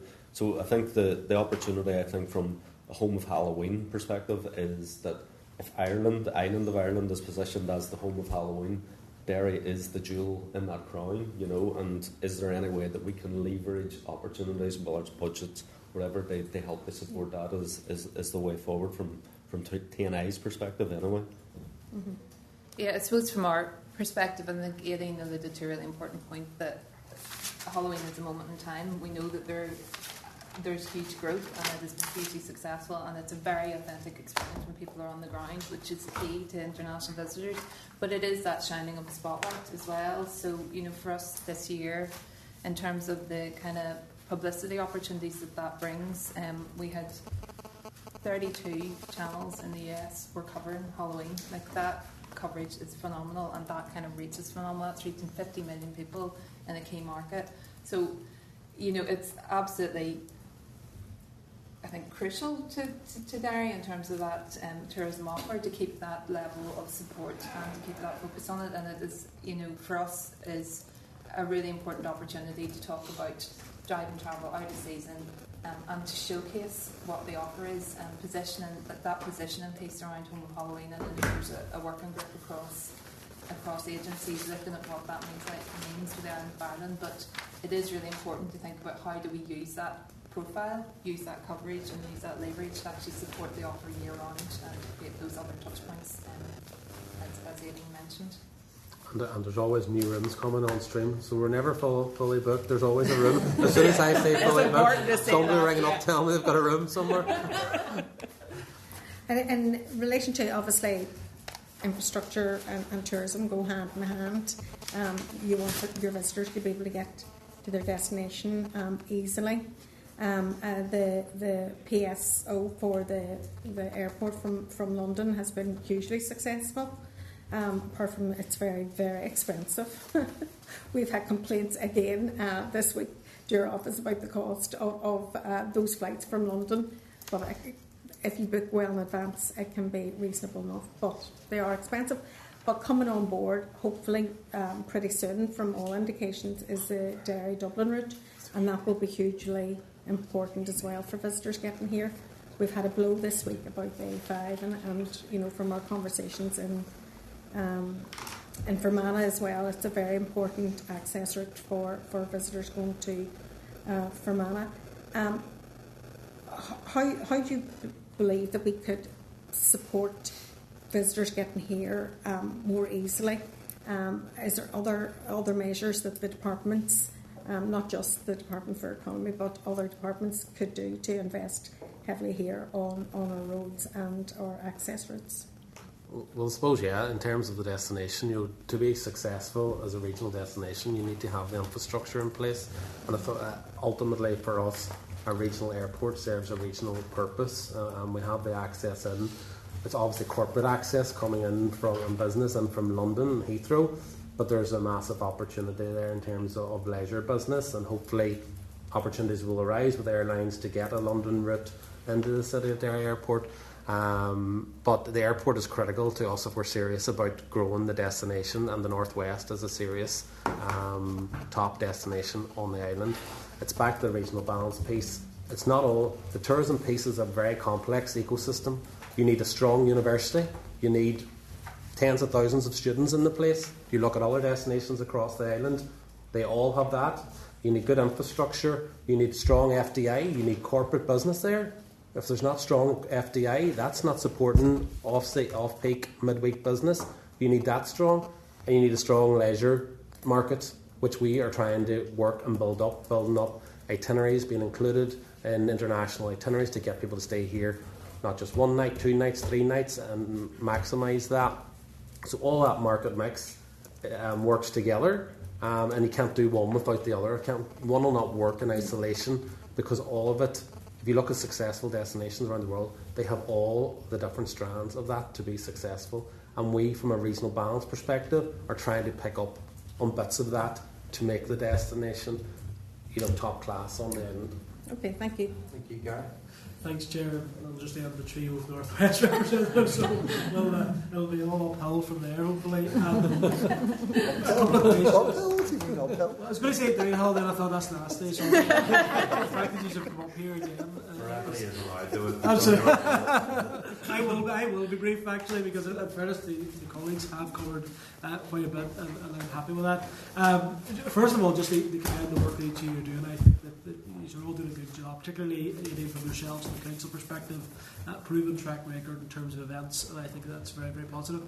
For me, I think actually the infrastructure piece is important. That being said, it's also a challenge, because I can get to Belfast now in an hour and 20 minutes, or if you're David, probably 15 minutes. It is closer, okay, so I stayed in Belfast not that long ago, came down to breakfast and noticed the itinerary for visitors, and it was a walk of the walls, and then on up to the north. So they're coming here, getting off the bus, doing a walk of the walls, and not spending very much. So there's a challenge in that. One of the things that I think we really need to is the homegrown events piece. One of the things I hear is a challenge in terms of infrastructure is the lack of a venue. So in 2013 we had a venue, and albeit it was a big tent, but it was very good in terms of some of those big events. I think there's a gap there. So we have Edmonton and all the challenges and logistics to go along with that. What are your thoughts in terms of Belfast have the SSE, the Odyssey, they have the Giants, they have some, that draws people in to stay. We need people to stay overnight and those nighttime events, that nighttime economy. We don't have that here. With the Millennium Forum, which is fine, but it has its challenges, let's be honest, too, in terms of logistics. So what are your thoughts in terms of infrastructure and whether we need to look bigger in terms of having a venue that can bring those big indoor events that don't rely on the weather? Yeah, well, I suppose it's proven. You have the SSE Arena, you have people travelling all the time. There's your midweek business, concerts on, whatnot. We have no access to that either. So you're taking that out of our market mix, and you take all those other things out of the market mix, you soon find out why there's disparities. But the Millennium Forum is our largest conference venue. The challenge is conferences. ICC will challenge around big conferences. We do have an opportunity around Ulster University's Dome project, which is going to create an indoor venue space. Whether that'll be multifunctional enough to allow us to host, like we would have companies in Dublin wanting to hold a big student fair, maybe for 3,000, but we just don't have the capacity to do that. Are they sustainable in the long run? Do you have enough of those to be able to sustain something? I think the opportunity of a multifunctional space, definitely there is an opportunity there, but the challenge is around that capital development, and that we'll be rather focused in on the strengths that the place has and upweight that. Millennium Forum, filling that out with 500, 600 delegate conferences every week as opposed to a few a year. I just think there's definitely a gap. We've seen it in 2013 with some of those big events. People are coming and they're staying here. Like anecdotally, I was speaking to a guy coming in. He was here for a concert, first time ever staying up, stayed in a hotel, loved it, and will be back. We have to look at that all year round. So Halloween's great and it's done well. But when I look at and speak to some of the hotels, the All Ireland Pipe Band Championships, for example, you're bringing in thousands of visitors for a unique event that actually people might maybe enjoy Halloween, but they're coming in for that. Yeah. So I think in terms of infrastructure, we have to be looking at a venue, we have to be looking at caravan, motorhome type sites as well for people to come. That's a strength from the coast that we don't have here. And also, I think the cruise ship, we'll speak to Brian about it, but I was reading there, they anticipated 21% growth this year in terms of cruise tourism. We need to be capitalising, as you say, those people got off into the north. We need them to be coming here. So what do we need to do to change that? We have to offer them something. And we have the walls, obviously, and those things, but how do we those people are coming here, there's 21% growth, how do we capitalise on that? Yeah, and the vast majority of them, Gary, you're dead right, are just getting on them. They're getting bussed or ferries, taxied straight up to the causeway, which the causeway in itself doesn't necessarily want because they're not high spending, etc. So, yeah, the challenge is absolutely working with the guys in the marketing team who I know Odhran works well with Foyle Port marketing that look after the marketing piece and making sure that we're getting itineraries in front of those people that are actually on the cruise ships, but also trying to develop, what is a compelling offer. The challenge that you do have is the causeway is still a bucket list for the vast majority of people coming in. So how do you change that dial? It's turning the walled city into a really amazing proposition. They say, do I go there or do I go there? And that is the challenge, and that's just back to everything that Aeidin is saying about developing the walls, developing them into a really amazing proposition where people are going, I have to see that. And I have to stay longer. I've got a full day. There's a full day. Even I think if I'm coming off a cruise ship, there's a full day for me. A full day. I was going to say they're not going to stay in a hotel because they've got a bed on. Yeah. That's the challenge with cruise ships as well. There's a lot of people on those cruise ships that don't even get off them, and they get fed on them as well. And it's paid for it already. Thank you, Chair. Okay. That's fine. Yeah. So, final two, but we're behind time, so... Really quickly. The way you've talked there, Ciaran, you talked about the Wild Atlantic Way and that sort of looking as a tourist coming in, forgetting about politics, just looking at the region. When is that? What is the progress to that been delivered right across the North Coast? Well, we asked for an extension on our budget, so we've got money to spend, David, until the end of next year, like the end of 2026. Now, I would be hopeful that if we need to, because it's infrastructure and we don't know, because we'll have to do some planning pieces and whatever, it may go beyond that, but I'd be fairly comfortable that they will let us run into 2027. So some interventions will happen soon. We get these recommendations over the summer. We'll get going, sort of the councils that we'll have to be working with to, you know, start changing signage or doing some new interpretation. So we could have ones done this side of Christmas, or ones could run on the next year. It's happening straight away. So it's happening straight away. That's the audit and implementation piece. Then there is that small capital grants piece that is out there at the moment, effectively just being assessed, the application. So again, you could see some early wins this year on those based on the nature of some of the upgrades. But then also the marketing, as Helen said, is actually already underway, and there'll be further pieces on that. The marketing is live at the minute. We're marketing in GB actively with Channel 4 and the Guardian media partnerships. So although the infrastructure piece is coming along... Whenever you go on the Wild Atlantic Way website, it's not a clue. I'm just going on just to go, because the Wild Atlantic Way stops here. Mm-hmm.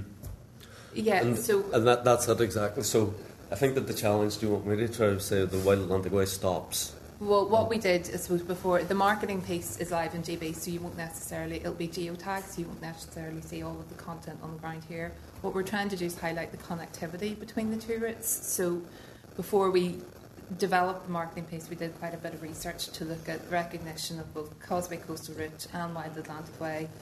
And they were both really highly recognised in the marketplace. 62% had heard of Giant's Causeway, 57% had heard of Wild Atlantic Way.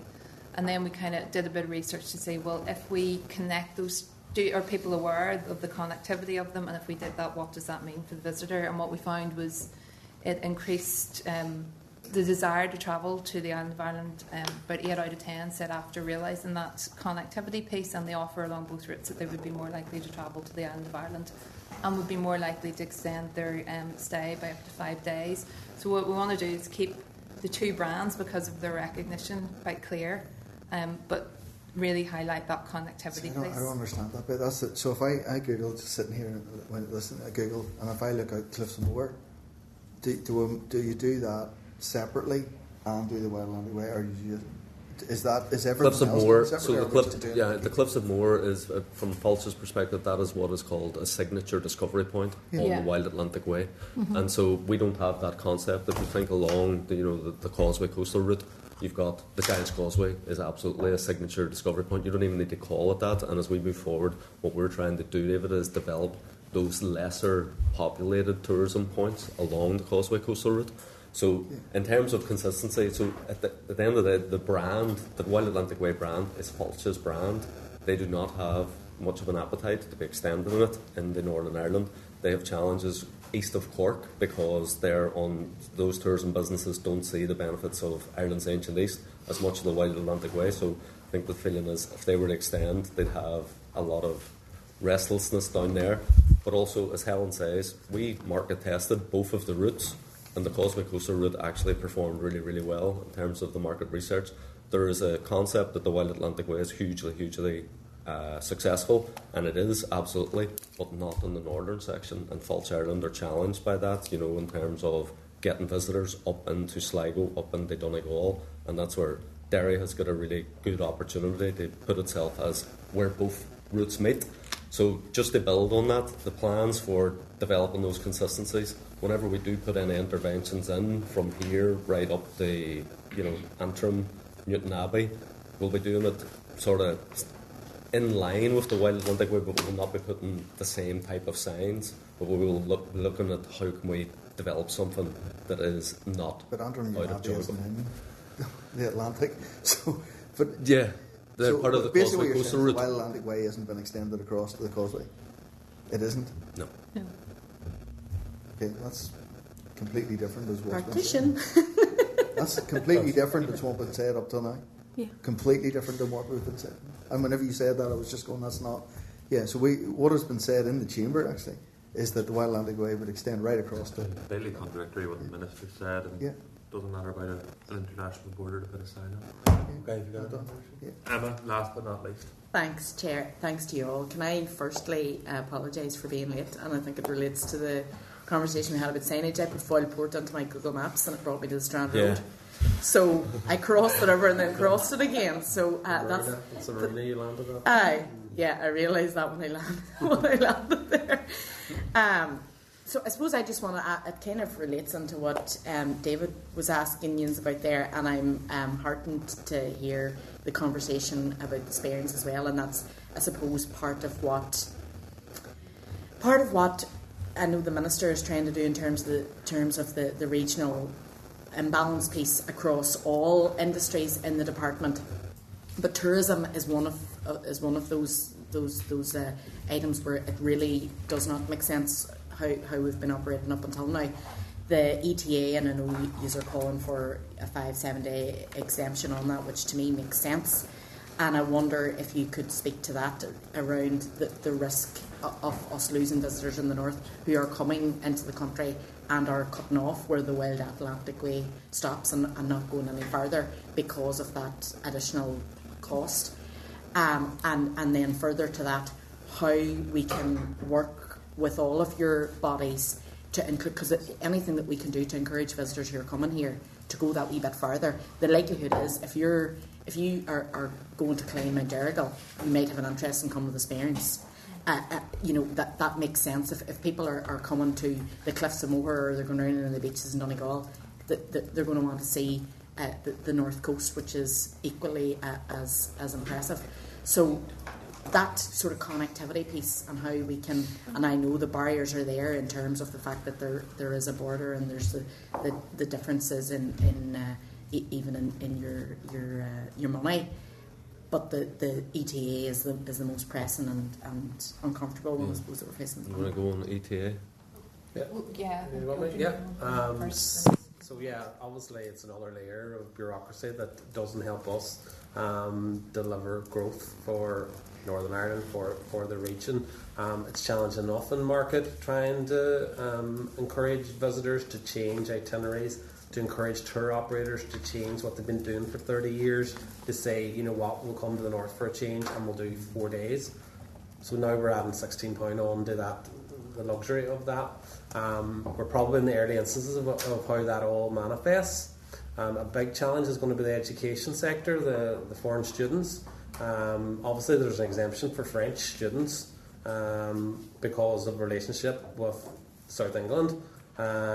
So French students can come in their ID cards, and this is the problem that a lot of the people don't have passports, so they want to just use an ID card. So you can get in to the south with your ID card as a French student, and obviously into the UK now.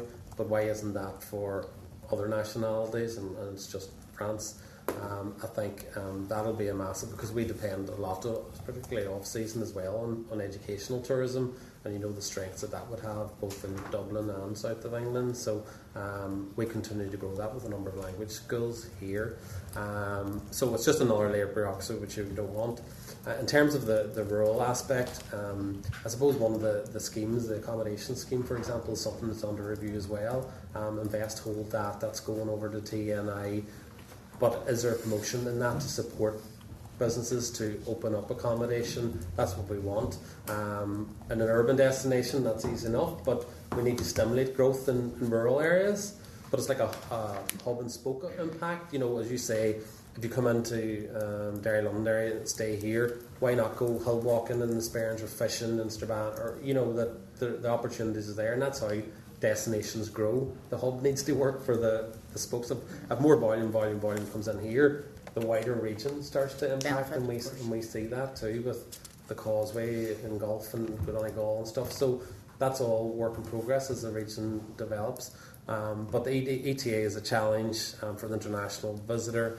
We hope it's just a process, but the exemption would be great if we could get it for the 7 days. Yeah, I suppose on the ETA, you know, exactly Odhran's point, it adds a level of complexity which will concern some visitors. It's very early, so we can't really say at this stage what sort of impact it's having. We'll continue to monitor it. What we do know is that there's been great concern from tour operators specifically. They're quite concerned, and we do know that there have been some tour operators that have changed itineraries because of the ETA. However, in saying that, we have anecdotal information from some of the visitor attractions. For example, we can't share that, but we can look at trends, and they're seeing international visitors still grow. So in terms of kind of free, what we call free independent travellers, it doesn't at this stage seem to be having that, I suppose, cliff edge effect that we were concerned about. That is anecdotal, so we will have to monitor that and see how that develops. And I suppose what we don't know about those free independent travellers is their awareness of the scheme and how many of them are, aware of the scheme, which is a slightly different question. But in terms of tour operators, we do know that it's definitely they have concerns and it's impacting tour operators, coach operators, about 10% of the overall market to Northern Ireland. So while it's a concern, and we'll definitely try to support them through that education piece. And we've been, all our market offices are working on our, have the information with the ETI to support tour operators. With that, we'll have to keep a watch and brief on how it develops in the longer term.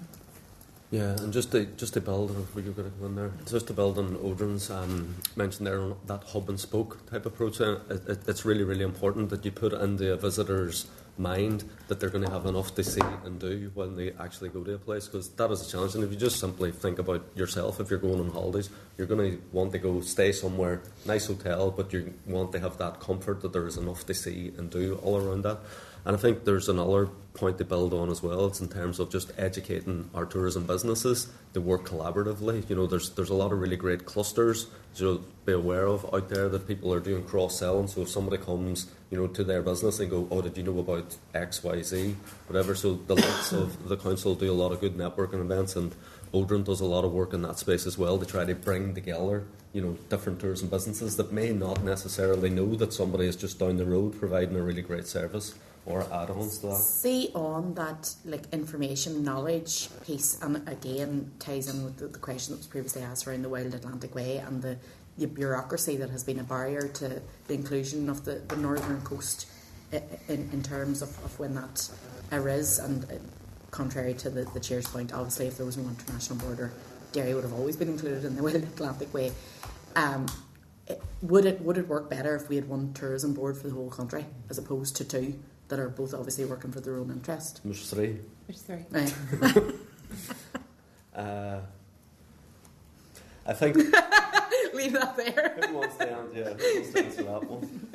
Someone needs to, or not answer it because we need to move on. So if no one wants to answer them, have you got any other further? No, we need to move on. Yeah. Okay. No problem. Colleagues, thank you very much. And this we, as a committee, appreciate your dedicated work to the sector and the vital role that it plays in the city. So thank you very much for all that you do. It's greatly appreciated, not just by our dedicated members of the North West, but all of us who sit in this committee. So thank you very much. Thank you. Thanks, everybody. I still didn't get asked me about the accommodation. Thought if we just keep away from the. So members, just where we're changing the table here, I think maybe the action is to write to Derry City and Strabane District Council just the question that the chair had asked about the reallocation of the money that had gone to City of Derry Airport. That's agreed, members? Yeah. Okay. We'll now move on to item 7, members, which is the West Tertiary Education Cluster Evidence section. I'm going to just give some time for our colleagues to join us. But by way of introduction, we have Dr. Orla, Flynn, who's the President of the Atlantic Science and Technology University, Malachy, Director of Regional Engagement at Ulster University, Ciaran, who's the Director of Further Education and Training at Donegal Education and Training Board, and Theo Murphy, Principal and Chief Executive of North West Street. Also, members, if you look in tabled items, the Tourism Northern Ireland came back on Hidden Heartlands, didn't tell us much, and also on the stewardship plans, the piloting and all that, but again, didn't tell us very much, but they did reply. Sorry, we have a full public gallery, members. We've had to add extra chairs. This is the first. Pardon? For this session. For this session. So it's, I need to be away because of the folks. I know, well, that's why we need to. You need to be away? Yeah. Well, I know. this might be really Hello, sir. How are you? Neil, keep it going. Good to see you. Oh, good to see you again. It's always good to see people at the FA, you know. Sure, not be too long before you have us all back up again. Yeah, exactly. Lot of moving parts in that. Hey. How are you? Hello, Malachy. How are you, brother? Well? All good, sir. Hi, Orla.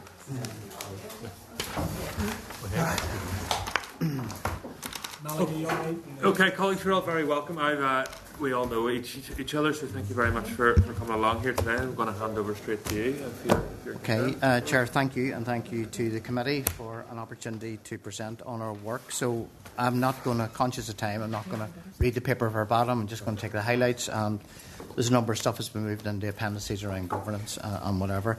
Just let you know who I'm going with today. On my far left is Professor Orla Flynn, who's the President of Atlantic Technical University, which covers from Galway up as far as the north end of Donegal, so she's got a lot of geography. The cover to my left is Professor Malachy, who's Director of Regional Development Engagement at Ulster University. And to my right is Ciaran, who's Director of Further Education and Training at the Donegal Education and Training Board. So, look, the North West Tertiary Education Cluster, and it took a long time to kind of get the name sorted because we wanted to make sure it was a tertiary cluster. Basically, its strategic focus is, we cross two jurisdictions. So, for example, as you well know, North West Regional College and Ulster University cover the Northern Ireland, and in the Republic, Atlantic Technical University and Donegal ETB, the Education and Training Board, would cover that. So the focus and background was to kind of realise we both lived in border regions and well removed geographically, I suppose, from both Belfast and Dublin. We both have the same sets of challenging statistics. So for a long time, it made a common sense that we were independent but interdependent in the flow of people that used our services, in the curriculum that we offered. So it made, I think, an effective kind of common sense conversation. We've been working on some bilateral relationships, and then with the formation of the University, Atlantic Technical University. So the four partners, the way we work in terms of the cluster is just to operationalise it. Some of the activity is bilateral. Some of the programmes you'll see there are relationships between Ulster University and between Atlantic Technical University.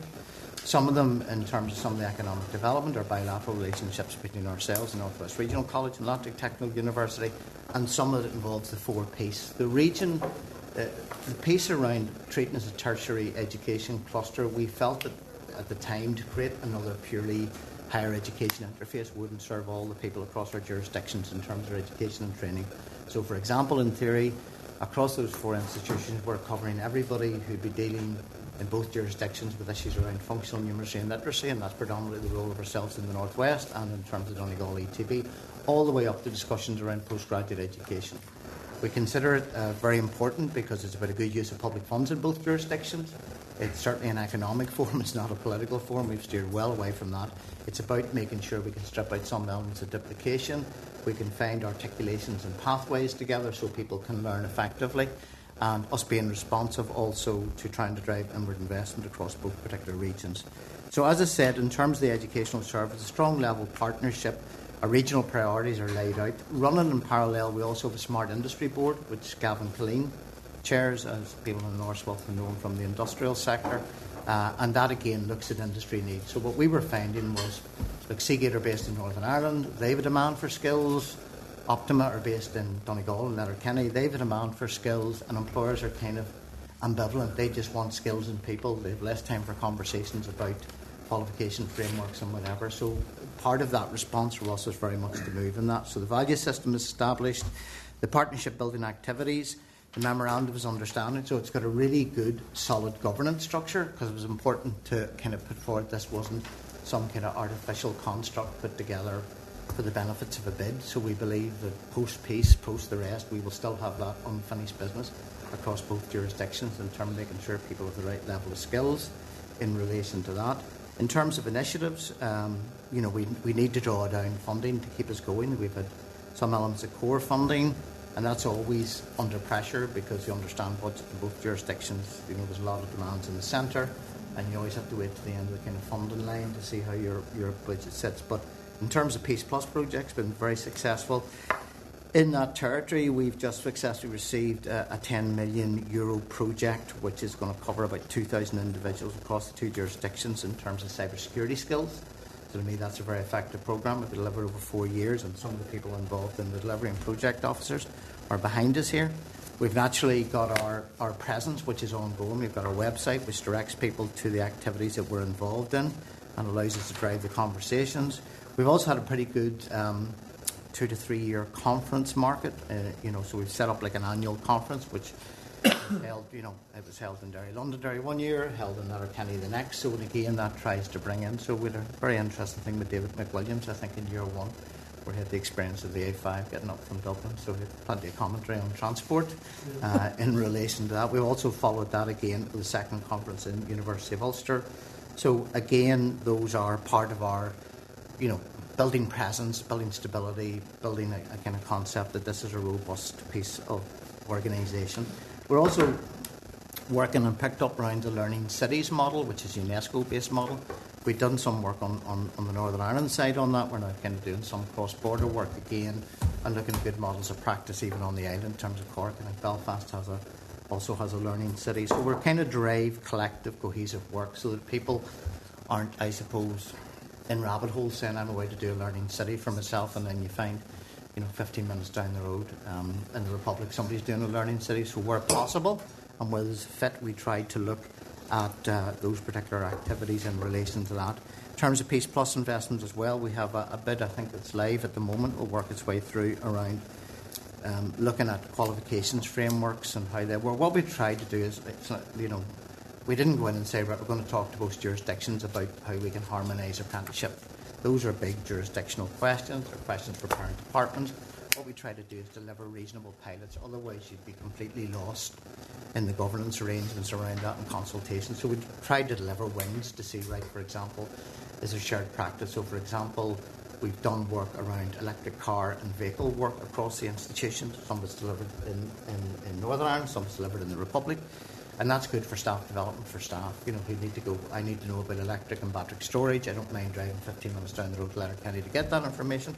Or somebody in Donegal, I don't mind driving to the Northern Ireland side to do that particular work. So we've tried to look at that. Are there commonalities around staff development? We obviously have deeper discussions, maybe with the ETB, about skills, progression, widening access, participation, etc. The two universities that allow them to talk more about that have kind of got their own research focus in relation to that. But the fact is, collectively we meet to move together. Because one thing we didn't want to do in this structural forum was to have conversations which was all about graduates and postgraduates, and both of us have high tales of underachievement of people with little or no skills, and we didn't want them to be left out of the conversation in terms of that. So you'll see against 5.6 talk about mobility initiatives in relation to that, and I'll let my two university colleagues do it. We also kind of put in just some ideas around cost structures, and they're moving, and that's up to us as well. We begin to try to look for money to keep it going. We know the fiscal state at the moment is not good in relation to that, particularly as a challenge, so we don't kind of come with a bowl all the time saying we need money to do this. We use our own initiatives to try to draw that down. And I suppose, in finality, our ask is of yourselves today is, and thank you for the time that you've given to us, is to kind of see us somewhere on the map, if you know what I mean, that when that so many acronyms come in front of you as politicians are saying who or what and what are these, it's just to know that this is a continuous body of work that's going on.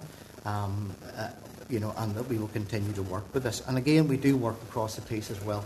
Our own college works closely with South West College. You would have been there a number of weeks ago. You would have seen about the McGrath bid. We're a partner in that, and they would have a closer relationship with ATU and Sligo. So, Chair, conscious of time, no I'll wrap up at that and allow Q&A. Yes, perfect. Thank you so much indeed, as always, Leo.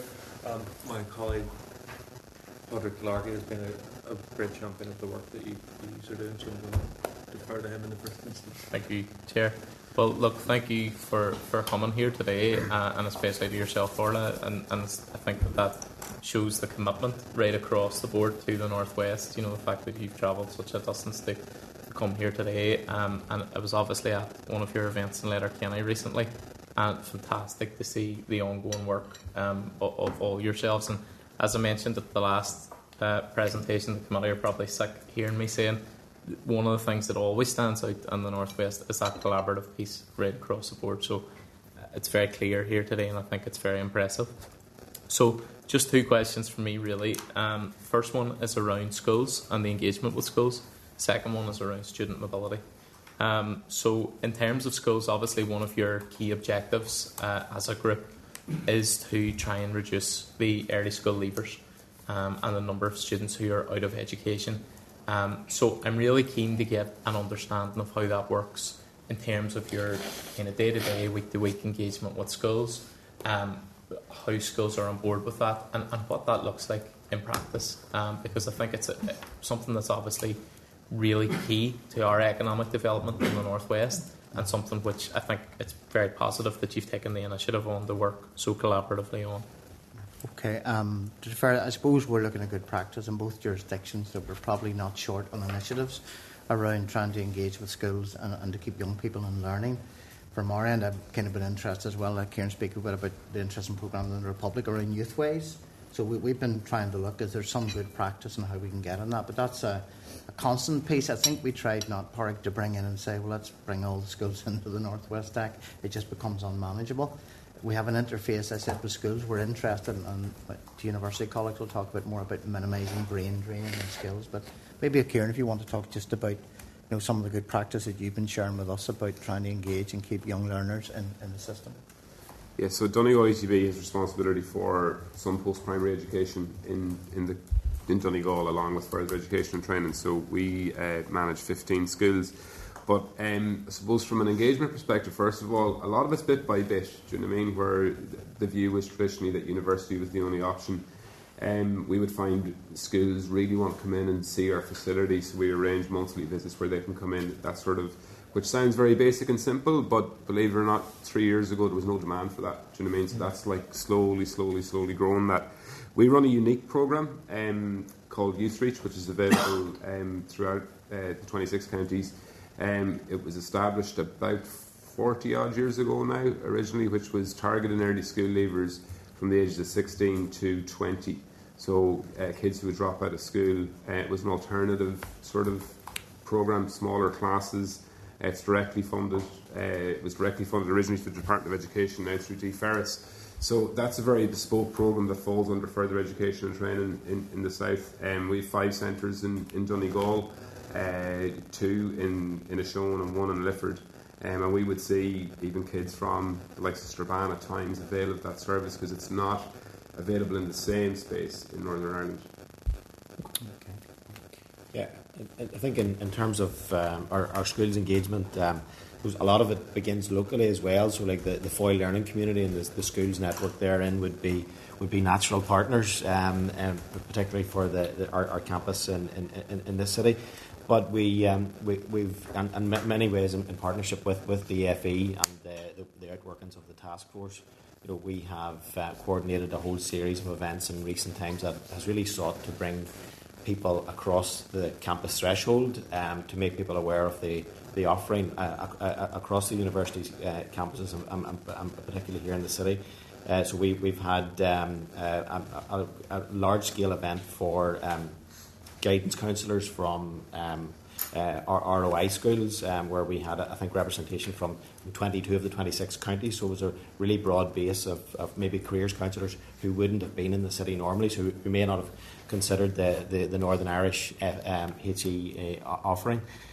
We had a follow-up to that with a careers summit for the careers teachers from across our Northern Ireland schools network. And just last week we had 3 sessions for our principals partnership group, where we either bring principals onto our campuses, or we have satellite events off campus. In terms of schools on campus, our social media would reflect that schools are regularly on campus, and that's very much with the intention of making people familiar with the surroundings. Again, letting folks see the kind of facilities, opportunities, platforms, programs that are available. So, for example, we had a schools event which coincided with the renaming of one of our buildings for Amelia Earhart on campus quite recently.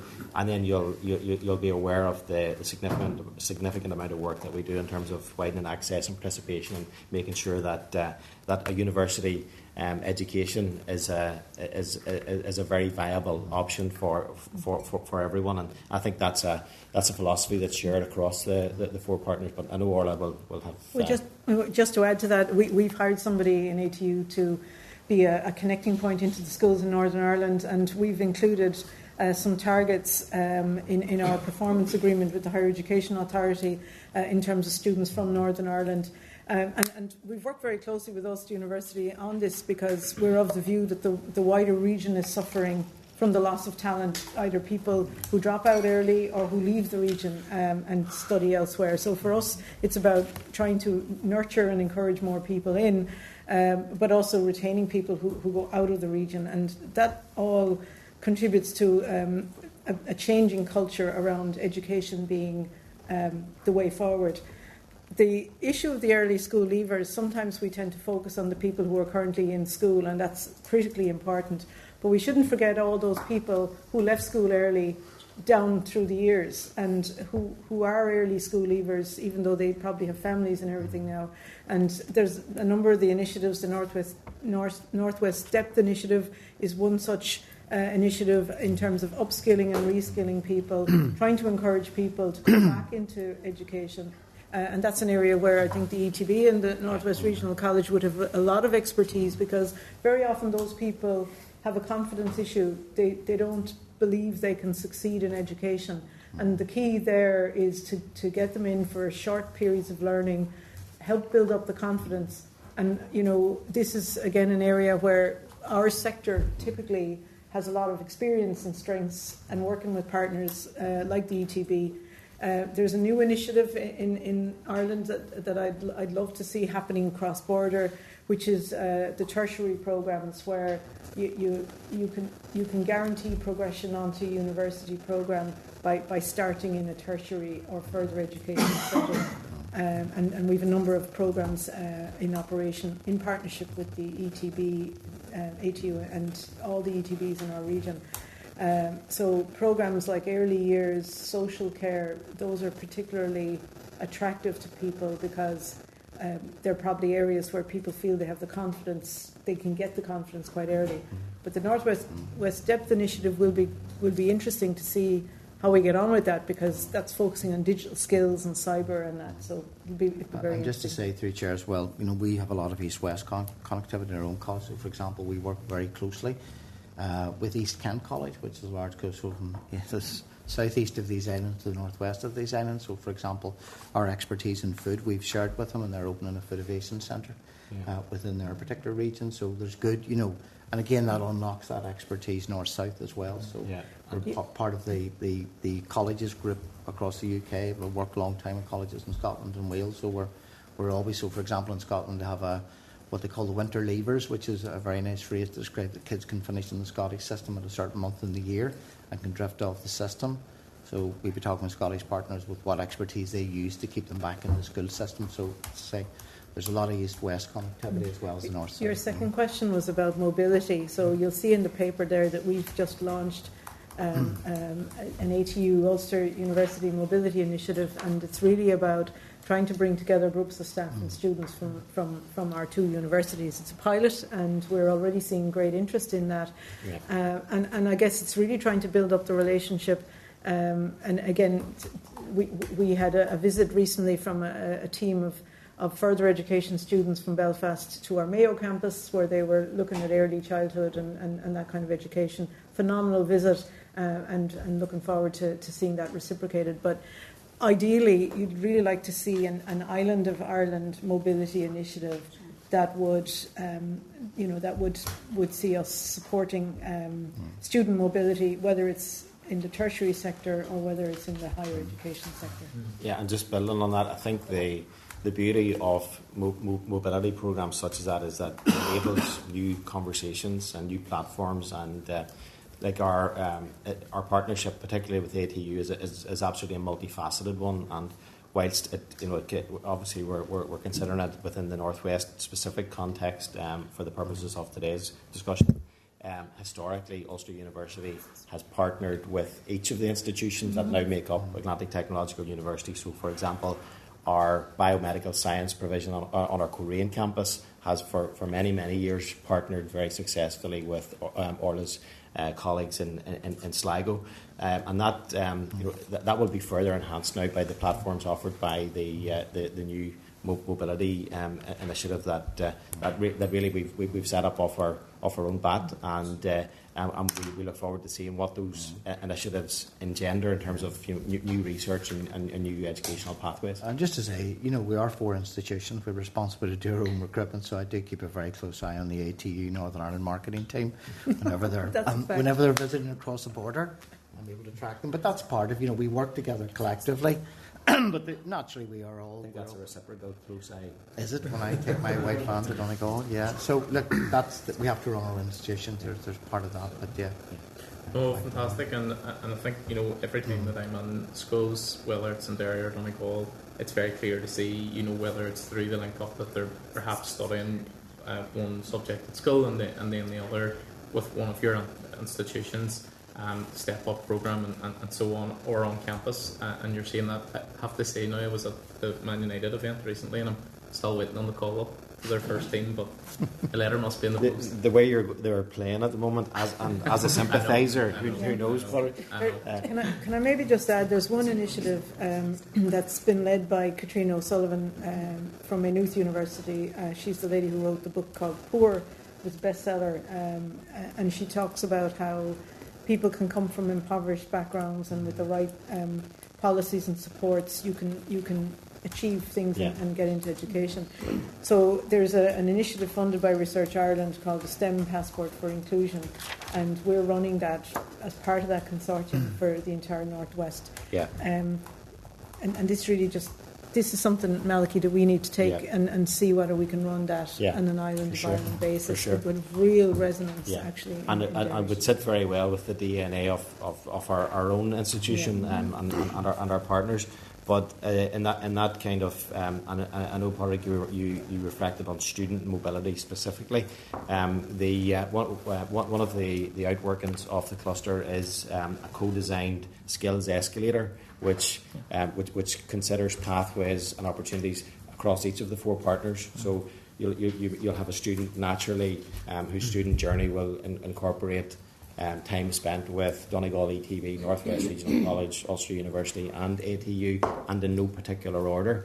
And I think that's a really healthy reflection on the partnership.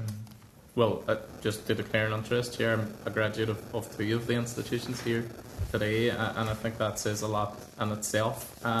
But just in terms of the back to that mobility piece and the All Ireland, and I think that's essential because for us, in this region, it's really, really important that is in place. So I suppose just for us to take away from today, what can we as a committee, both in the north and I suppose our respective committees in the south, actually do to make that easier for yourselves? Because I've had a couple of constituents who we're trying to navigate both and just work out what level it is exactly that they need for that that articulation and that movement through. So what can we do? I think at the first step, visibility, to keep us in visibility, because part of what we've done as well is, along with people in the team, presentations to the Oireachtas, presentation to the North-South body. So it's really for this committee to keep us in their thoughts, to use a phrase, to say, well, are there good practices at work cross-jurisdictionally in the education space that they would point to this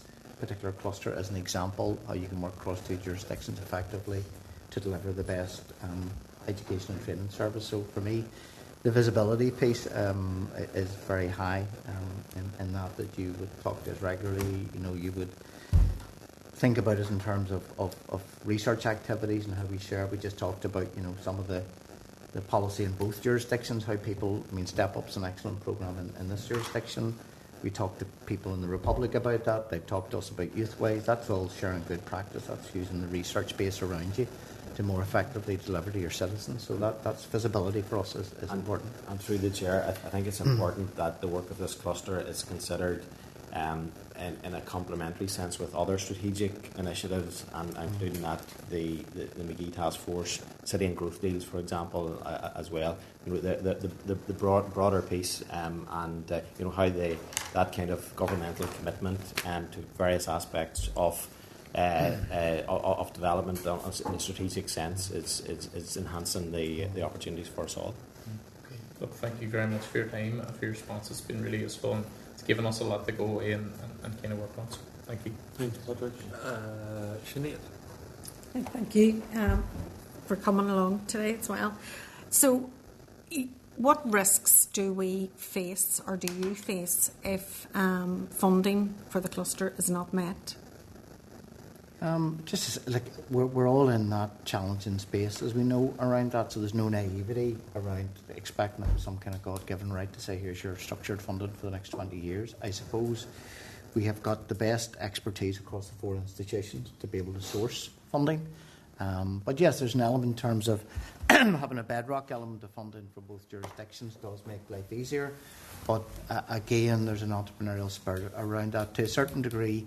You know, any of us could have walked away at some time and said, look, I have so much core activity to look at stuff coming out of Belfast. I don't have time to deal with this. But we see it's for the greater good. And we've tended to work smartly with resources and to match people in and to use our good initiatives. So certainly, you know, we've been active in peace. Actually, there's the McGee building in terms of the shared island in relation to that. So we're active in that space and conscious that there is no kind of guarantee around stability of funding. So we have to use our kind of initiative in that sense. You know, you can lobby the government and say, could I have please X? And government will say, well, join all the other people who are lobbying. And so we try to use our initiatives. And I think by keeping the high visibility is a way to ensure that we're thinking at, you know, at a policy level, both in Northern Ireland and the Republic. But yeah, I think that's the way we approach it in relation to that. I believe we're moving now to 3-year budgets. I'm very excited. We used to work on annual budgets, so you just knew about the next 12 months, Sinead. Give or take a few. 9 months. Yeah. Well, whatever.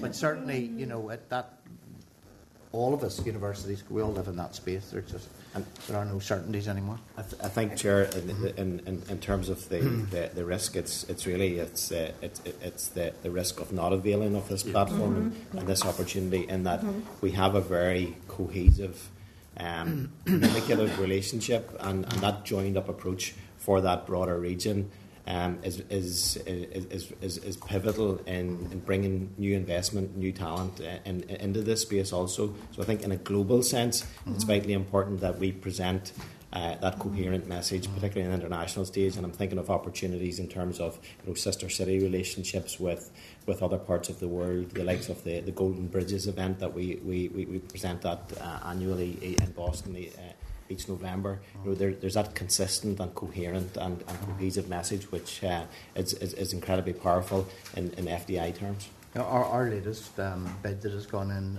to peace is cross-border skills around health, and it brings in partners from Scotland, Glasgow University, etc. into the piece. I think that strengthens it. So we're also getting some visibility across these islands in the work we do.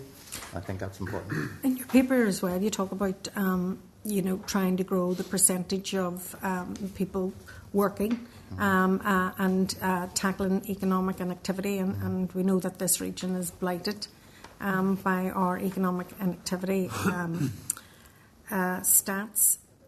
We've talked several times now at various of our committee meetings just about the challenges facing the workforce in terms of the declining working age, and also about the future of AI. What role do you believe that your structures in the Northwest could meet some of those really high-level challenges that we face in both our jurisdictions, really? Well, I don't think it means hopefully in the next period of time we'll be replaced with a bot talking to you rather than ourselves. And Aisless Malachy, do you want to talk? Well, I might just maybe kick off a little bit there, but the northern and western region of Ireland has suffered enormously from the kind of lack of knowledge-intensive activity that is associated with areas of higher agglomeration. And you know, we're fortunate in having John Daly, the economist, who's given us an awful lot of ammunition and statistics that show us really the impact of that. And so ATU is along with the other technological universities is trying to get. We can't appoint professors at the moment. It's not a grade. It's in our sector, and we're in the midst of I'm going to say a battle with our own government in relation to getting that over the line. It's in the programme for government, so I'm hopeful. But we've had a lot of conversations with Malachy and his team about joint professorial appointments.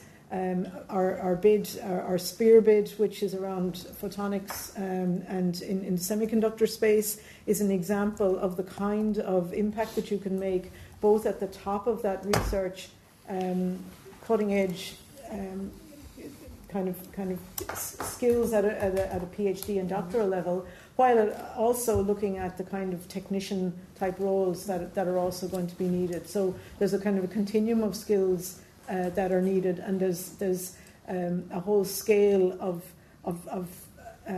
levels that we can address those, and all four partners are critical in addressing those levels. I think on that, Orla, it's very appropriate that we're here in Foyle Port for today's meeting as well, in terms of that innovation pillar in particular, and the future of work. I was here in recent weeks as part of the Atlantic Future Summer School when Brian and his team hosted there are 6 work streams within that project, but one of them looks specifically at haulage and freight transport in a post-Brexit world. So naturally the academic rigour that brings along with that industrial partnership is incredibly useful for all of us. But if you think of the really ambitious plans here at the port in terms of data science, the use of AI, etc., and how that aligns with the kind of research and thought provision that each of the 4 partners offers, and the way in which we can work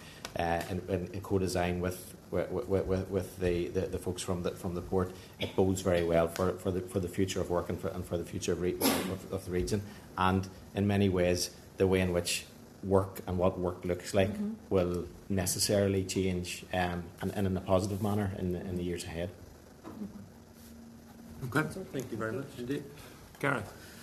Thanks, Ciaran. Thanks to you all for your presentation. I suppose for me, particularly, when I was interested in terms of having read the book and what Katrina had went through, I'm sure that story is very much familiar to people, living in the Bogside or living in Nelson Drive. Yeah.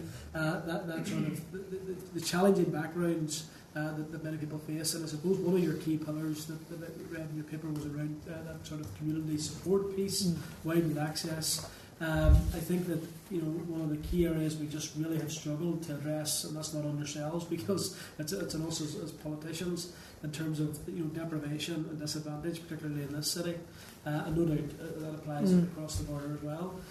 Could you maybe just talk us through it, or maybe for yourself share a wee bit more in terms of that piece around that initiative that you were talking about that sort of came out of and how do we, I suppose, go about learning from that or expanding that, I feel like, into our city district. So one of the benefits of coming to an event like this is that sometimes it stimulates a bit of new thinking, and so we haven't even had a conversation about this, but this is an initiative supported originally by Microsoft and Accenture, with a bit of private sector funding, supported by what was then SFI, and it was a partnership between Maynooth University and Munster Technological University, and they were kind of covering the east and the southern region, southwest region. So we came on board then as a partner, and we're running this program, and it's for disadvantaged schools, and it gives and a lot of girls in particular tend not to engage in STEM disciplines, but it's really for the disadvantaged schools to give them an opportunity to engage in the kind of STEM activities. We already run the VEX robotics, and we have schools from all over the northwest coming in and competing with their robots. We had a team from the region going to Texas to compete in the World Finals, and these are things that open horizons as early as primary school. But the STEM Passport for Inclusion gives these kids 5 credits that we recognise in a higher education context. So if they do progress on to university, they have kind of 5 credits in the bag kind of already. But really what it does is it opens their eyes to the idea that they can do this. They belong in this area. They belong in this field, and it gives them a bit of confidence that others can do it. Others have done it, and why shouldn't they? So, informally, we've had really great feedback from some of the schools in very remote areas that wouldn't have had an opportunity, to see this kind of work in action. So, if we were to progress it, you'd really want to be looking at some of the companies in the Northwest City region to come on board and to support. And often that support isn't cash. It's mentoring, it's coming to the schools, it's showing that there are career opportunities if you stick with your schooling. So, that's something we'll follow up on for sure. And that's probably where the various companies that make up the cross-border Smart Industry Board that Gavin Clean chairs as part of the machinery of the cluster come in. But also in terms of those companies, how they work to kind of normalise an FE or HE experience for employees and future employees. And if you think of the work of networks like GEMX as well in that space, and of course Mega in Mid-Ulster, you can see the way in which that joined up cohesive approach between academia and industry works for all. I just think, Gary, on this, that we're going to need more smart intermediaries, not just organisations to come together as clusters. Yeah. We're going to need more smart intermediaries to link us functional institutions to new societal groups around education and training. It's not going to happen through kind of formalised marketing and communications. We have to work with the community sector. We have to work with other players to unlock, the most difficult task we have is our economically inactive, to bring them into work and that piece. So I think smart intermediate organisations can do that. Yeah, I suppose just briefly, back to Shane's point, just in terms of the funding aspect, obviously economy has a role, but given stuff Orla that you've been talking about, a lot of it obviously falls within the education department within Northern Ireland, and that's obviously a challenge. In terms of the funding, the 50% comes from, in terms of the Irish government. What department was that? In terms of your core funding, go back to the actual... Some of the previous funding came initially from the HEA, the Higher Education Authority. Yes. But my understanding at the moment is, we're directed by the FERIS or even the FE towards particular pots of money, which we've done in relation to that. So there's been a bit of Higher Education Authority funding to support the technological university sector, and because we're brand new, well, when I say we're brand new, we're 3 years old now as a university, but even prior to that, Letterkenny Institute of Technology, led by Paul there behind me, would have been passionate, huge commitment to the wider community in the Northwest region. And there have been a number of funding calls. I won't say they're funding calls, they're confined to the technological university sector. And we've been very clear since becoming ATU that support for the cross-border engagement is a really important piece for us. We've set up a North-South Engagement Centre within ATU. It's led by Paul, and we've used some of the funding from the HEA, whether it's the Technological University Transformation Fund, which was followed by the Technological Sector Advancement Fund, and now there's a new one coming. But if that funding were to stop, and I think there was an expectation by the HEA that we would ensure that some of that funding was committed towards supporting the cross-border agenda. Okay. There's risks for us in some respect of not being able to have a coherent look at all of those initiatives and to kind of get our arms around it and to say, there's risks that different people will go off doing different things and we'll be falling over ourselves and competing with ourselves. So having a kind of a coherent perspective on the whole range of initiatives is what the funding helps us to do. I think there's a lot of, the micro look across both jurisdictions allowed. We just said about Youthways, we've heard about the Power programme. We've got programmes on this side around Step Up and the rest. That should become the bailiwick of people learning to avoid duplication and learn from good practice. Also from our end, we're very conscious. We're here.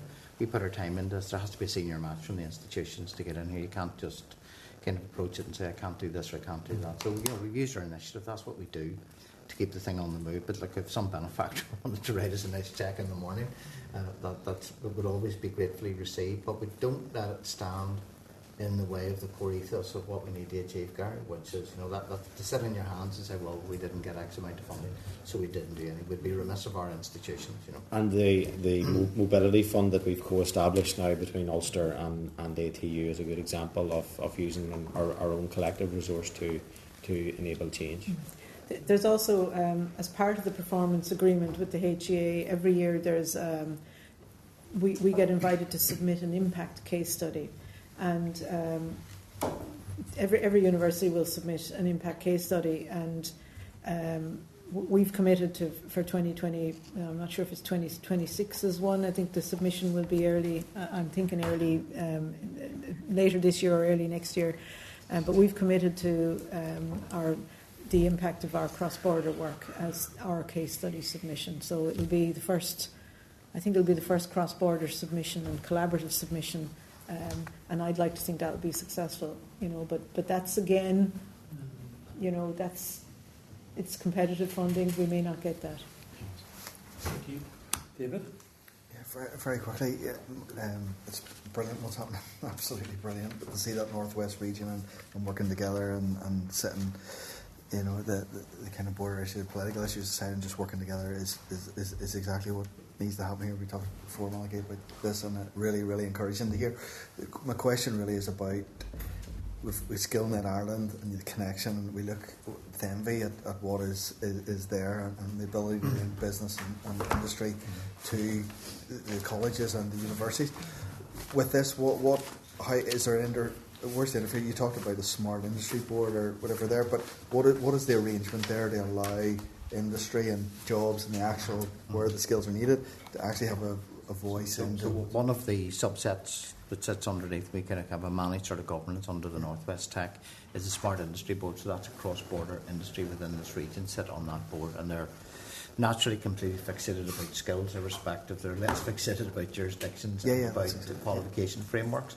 So Gavin Colleen heads up that particular forum. So again, there'll be streams of activity. They'll be looking around their skills in engineering across the space. So the companies are talking to one another effectively, how they can provide the staff and the piece.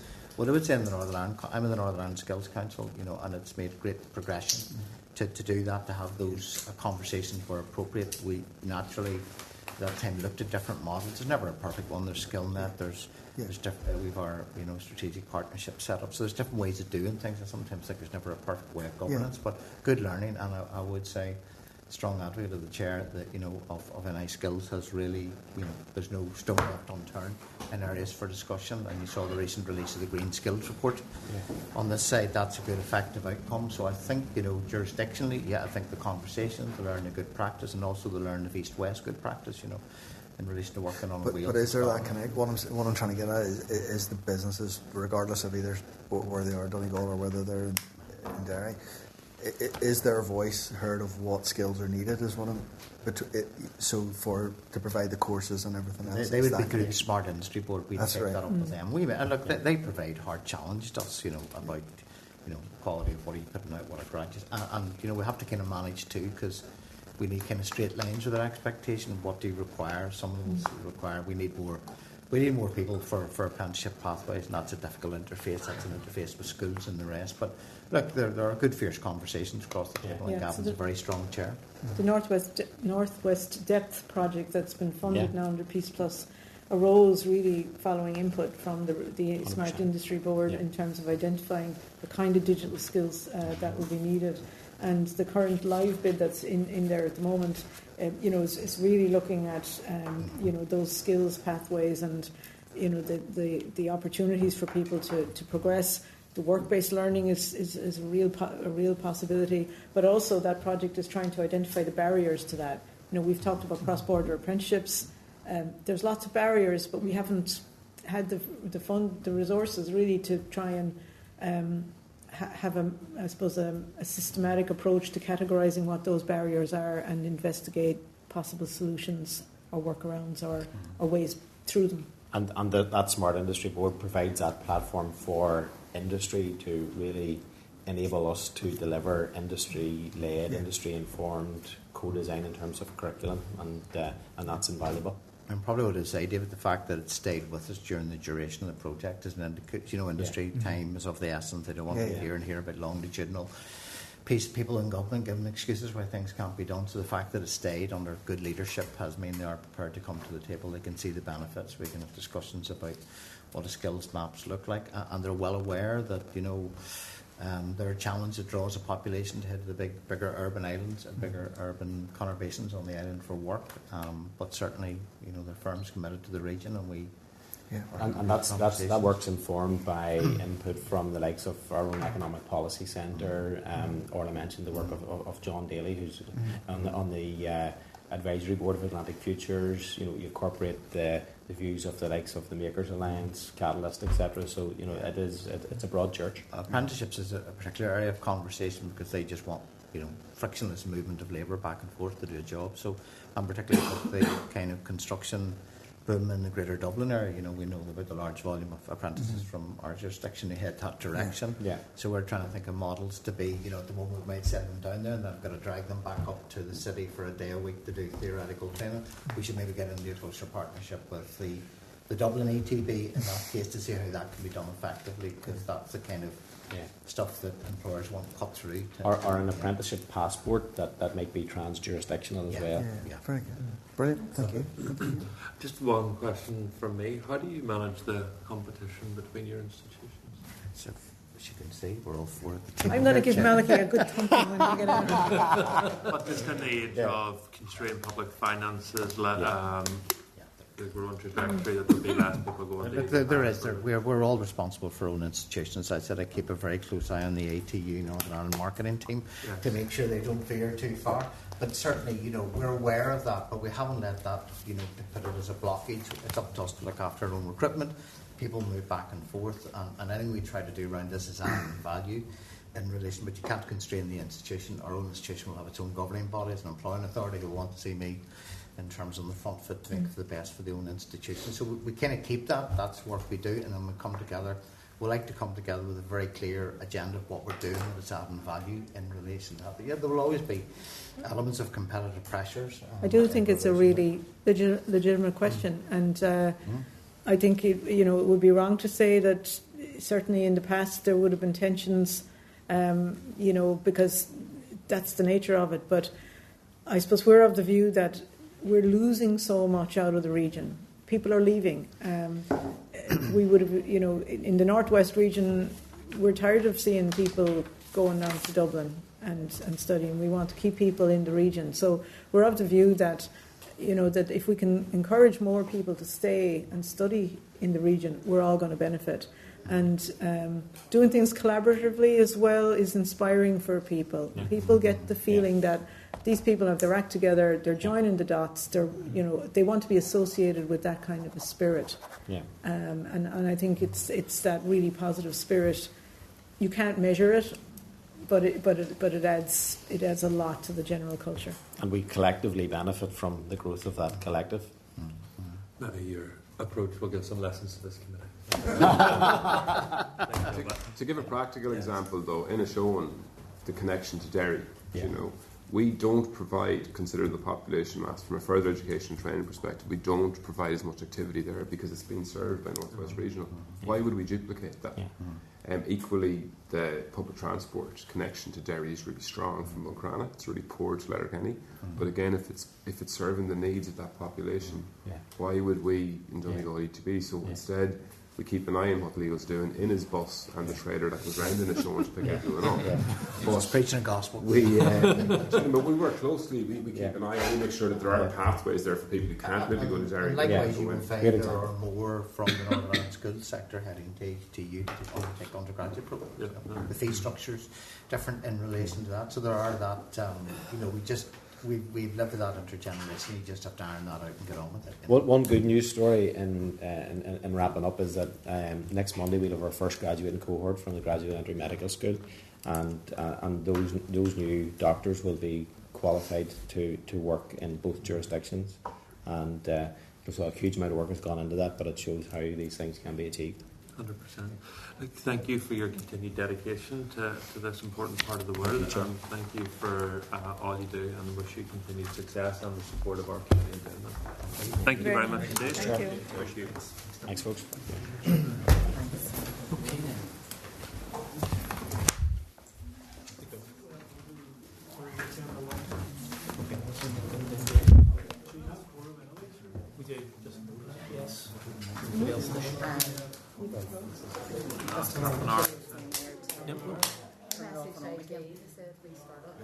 See, my fear then is that it doesn't work on this tackle.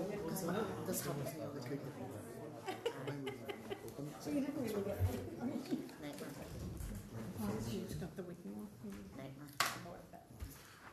same correspondence. Do you remember the question you asked about tree felling? Mm-hmm. Okay, so it's at 1 minute. The tree fellers. I dare a response. Page 183. Yeah. No, Yes. Okay, that's what I thought. So think about what you'd like to do. So you could take that forward as a priority question yourself. Oh, I've already done that. How are you? Yeah. Go ahead, Mr. Chairman. Yeah. Getting the beard going now? Well, we're using this thing. Yes. Now you're out of the public eye, brother. Well, thank you all.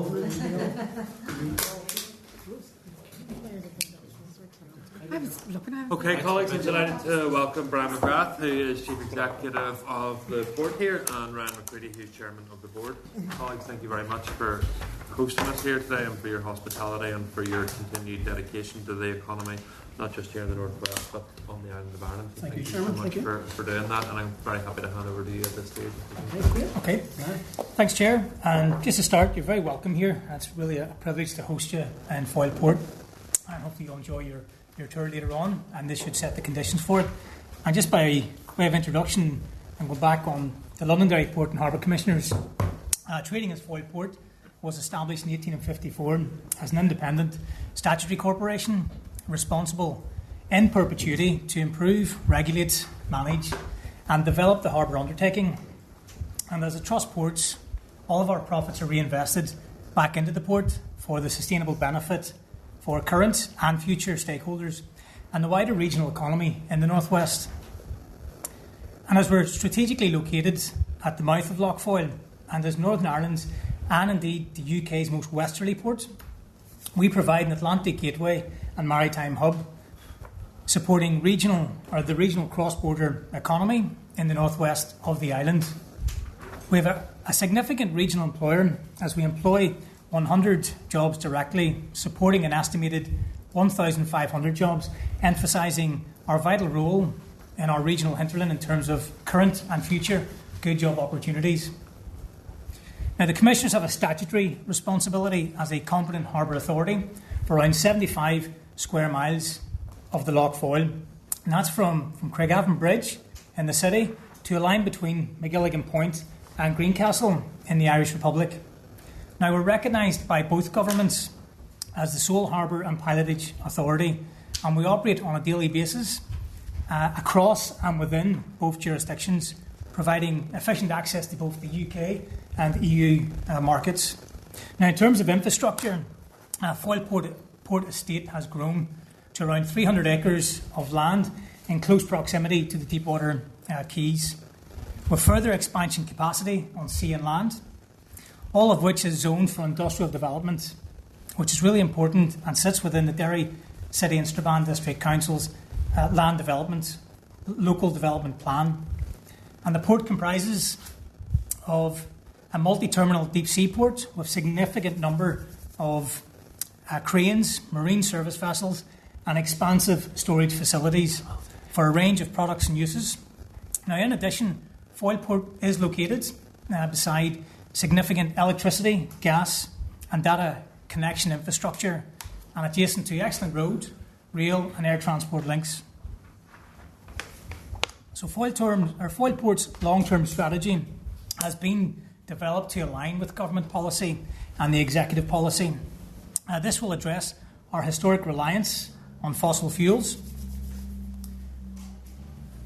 whilst enabling economic net zero and industrial policy goals to drive competitive and sustainable economic growth.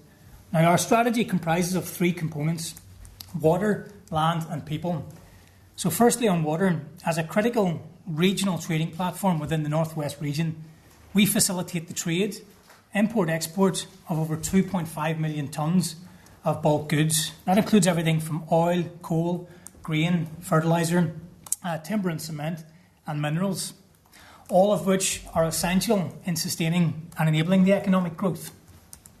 Now, crucially, Foyle Port is playing an active part and role in enabling Northern Ireland's transition into a lower carbon economy, facilitating import, storage and transportation of the onshore wind components. And we also host an 18 megawatt biomass power station on the Harbour estate. We also operate out of Greencastle in County Donegal where our Foyle pilot service is based, and we continue to engage global tour cruise operators, promoting the Loch Foyle as a premier cruise destination with world-class tourism opportunities on its doorstep.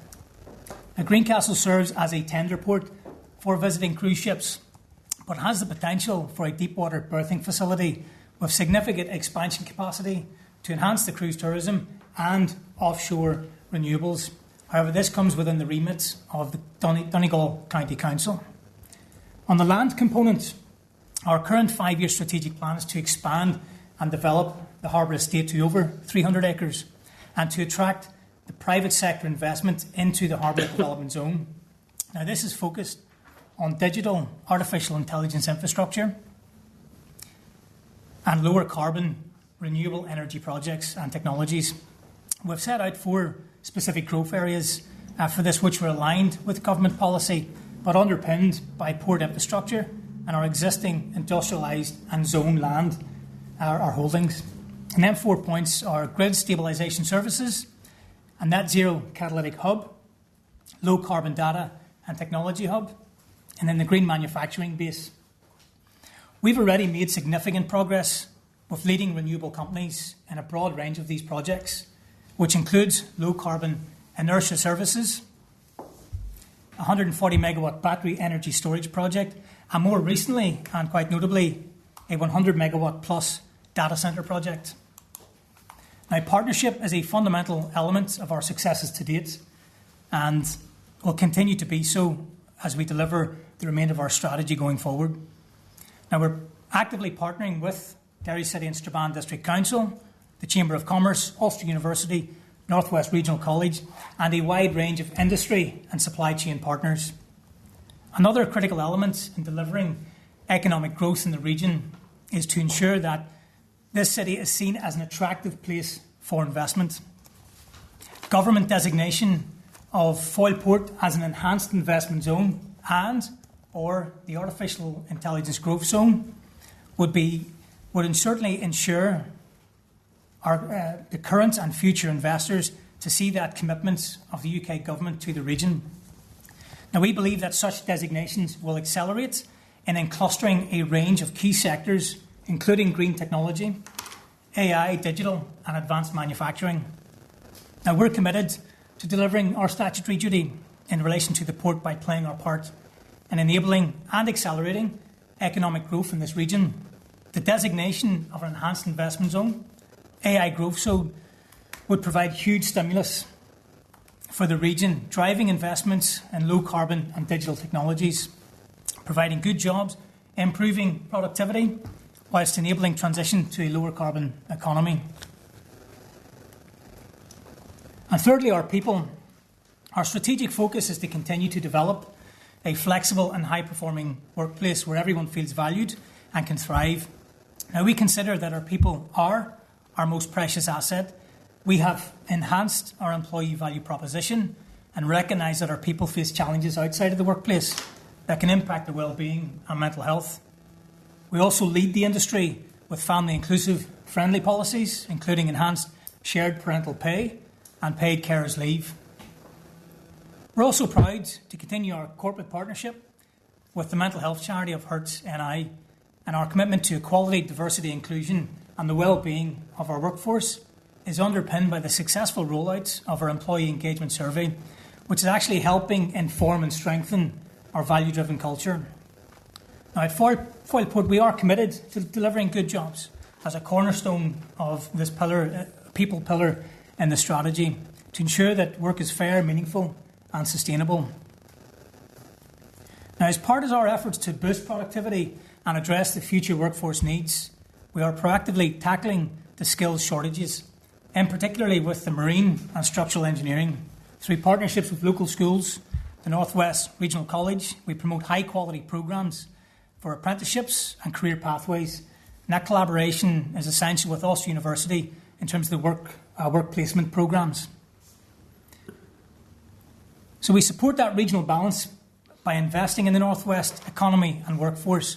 And notably, 25% of our workforce is residing in the Republic of Ireland.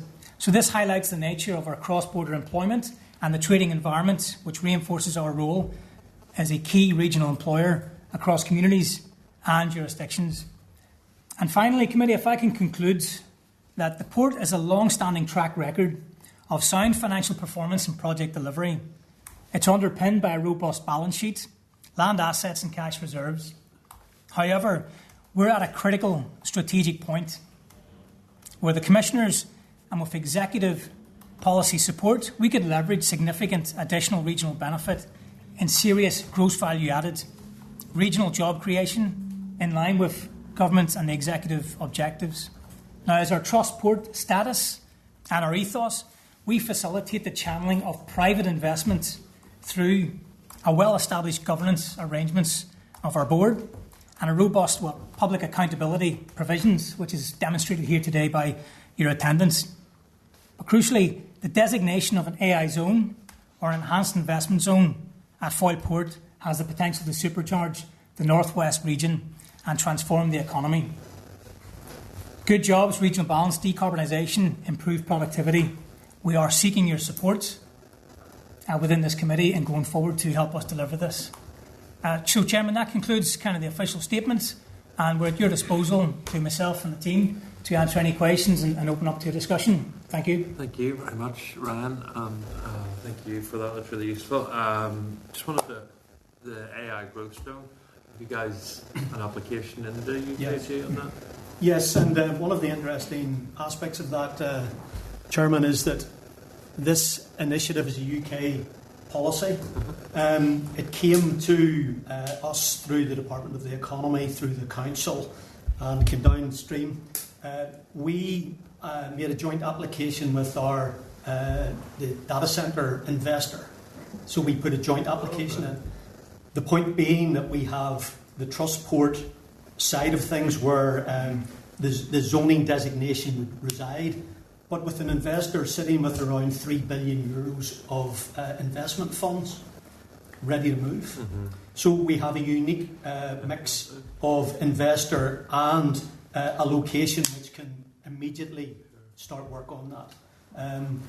We were anxious that we didn't lose out on this UK government initiative because there had been previous things where ports were identified as drivers of economies in England, Scotland and Wales, and yet Northern Ireland failed to take advantage of those things. I'll come on to that in a wee sec.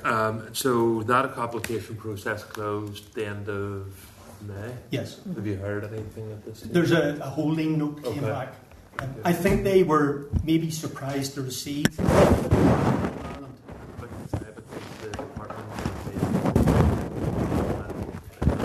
supporting businesses or companies to support that, to do applications in, so I wouldn't be surprised if you were the only application. We think we might be. There were criteria that meant it was quite restrictive. You needed 100 acres of contiguous land. There's 4 criteria. And other criteria. Sure. It was helpful that the Secretary of State for DCSD has been to Foyle Port a number of times when he was the Shadow Secretary of State and also in his current capacity, and took many of the ideas that we were suggesting back to be implemented in the UK. So we hope that our submission will resonate with the policies that are. That'll be great. I wish you the best of luck with that. Just in terms of the Freeport stuff, which has now become the enhanced economic zone that rose off the tongue, do you feel a bit screwed over by the department for this? Rather than that, what we think is we needed to confirm why we should be designated within that capacity. Sure. There was a pivot, a self-declared pivot to something called advanced engineering, advanced manufacturing. The designations still need to find locations that can be powered up and connected. You can house your advanced manufacturing at Foyle Port. Yep. And in fact, we've been in discussion with InvestNI, who only yesterday were confirming in statements that they had land constraints and connectivity problems. We don't see why that shouldn't be a joint approach to opportunities for Northern Ireland by working together if needs be. So the Port Development Zone, which sits within the LDP, has 1,000 acres of industrially zoned land, of which we own 300 with an increase plan. We're adjacent to 400 megawatts of industrial power and all the data connectivity. that's why we want political cross-party support for locating an initiative and policy here. Yes. I think where we were concerned was that the 150 million in its current form, officials appeared to be ruling out fiscal lever application in that regard, which we believe is the maximum way to get benefit from the policy. And that they were looking to do a grant-approached sort of way of dealing with this. We understand that the Department of the Economy and Invest will have their existing commitments and existing client base. But we think that within that space, because some of the money was originally port money, if you wish, that there's no reason why the port should be excluded from that. So we've aligned the narrative in their own terms, even though they're redefined. So we didn't get screwed over. We still have a live application, which we think is as strong as ever it was. And we don't mind making the case whenever we need to make it. Fair. About £150 million that now seems to touch every cornerstone of the economy across the entirety of Northern Ireland. May not be the economic driver for this place that it was initially sold as, but I'll not put words in your mouth, Chief Executive. Just wanted to pick up then on a couple of other points in terms of the work that you guys are doing, the reclassification of the port. Yes. So sits with Department for Infrastructure, obviously, but we're keen to support your work here. Just if you could, obviously, from a constituency perspective, have been supporting the work for Belfast Harbour, but about your engagement with that, I'm hoping a decision may be made by the Department for Infrastructure soon. It's really important. We actually have quite a collegiate approach with the other Northern Ireland Trust ports, so Coleraine, Warren Point, Belfast. But one size doesn't fit all. Of course. So we are operating with antiquated legislation established in 1854.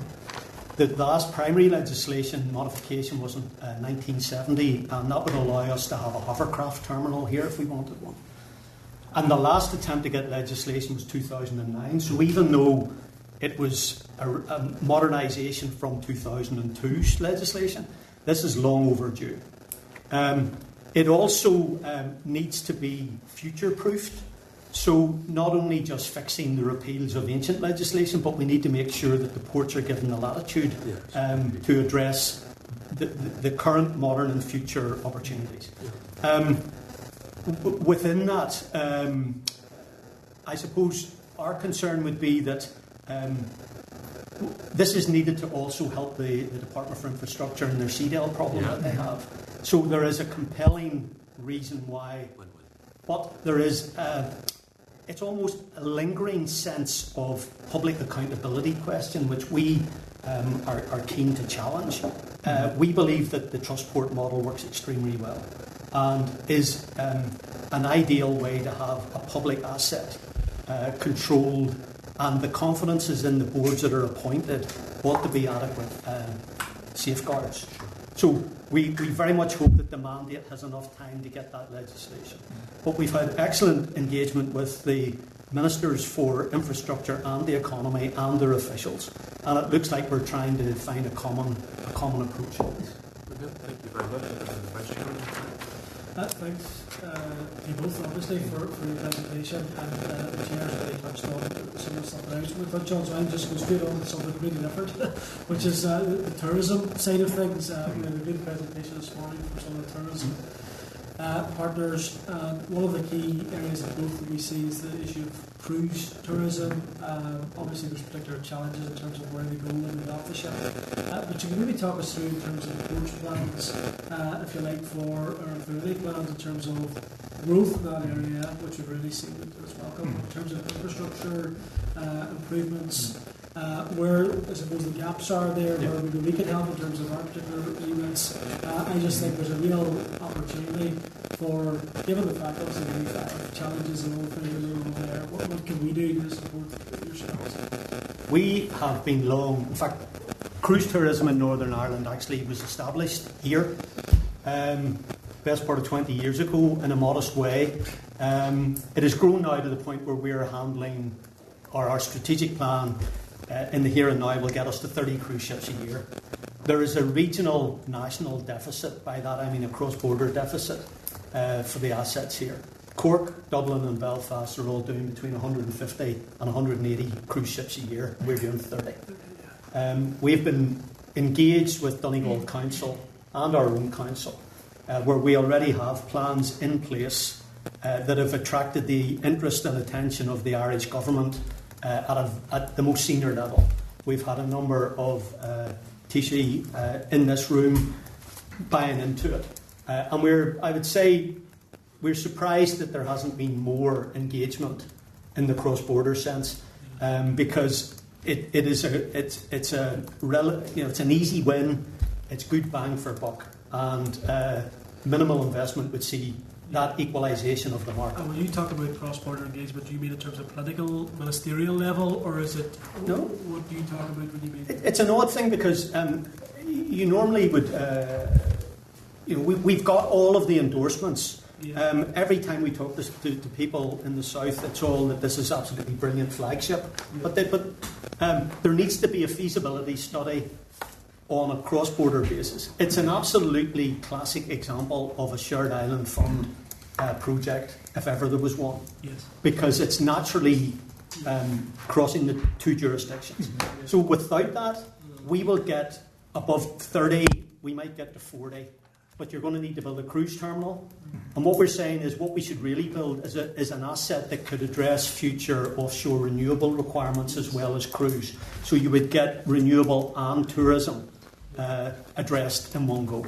So that's live, and we still very much believe in that. Well, that's interesting. In terms of who would lead that feasibility study, who would you see? Because clearly there's cross-party political support. I don't think anybody's going to argue against. There's clearly a gap, and we had a Odhran in terms of Visit Derry, and there's serious issues in terms of what can be done. So who would you propose, Brian, should lead that? Well, just in the outlay of kind of a remit, it would be the Donegal County Council would need to at least be the driver of the feasibility study, and then we would be one half of the shared island approach. So the kind of two authorities, ourselves as an independent statutory authority, and then Donegal County Council, who would need to kind of initiate that feasibility study.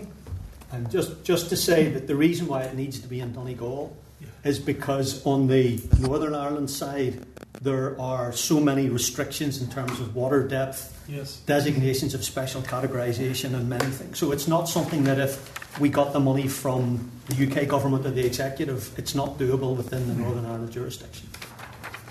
Thank you. Sinead. Thank you very much for hosting us here today, Brian and Ryan. It's great. I'm going to go back a little bit on the enhanced investment zones.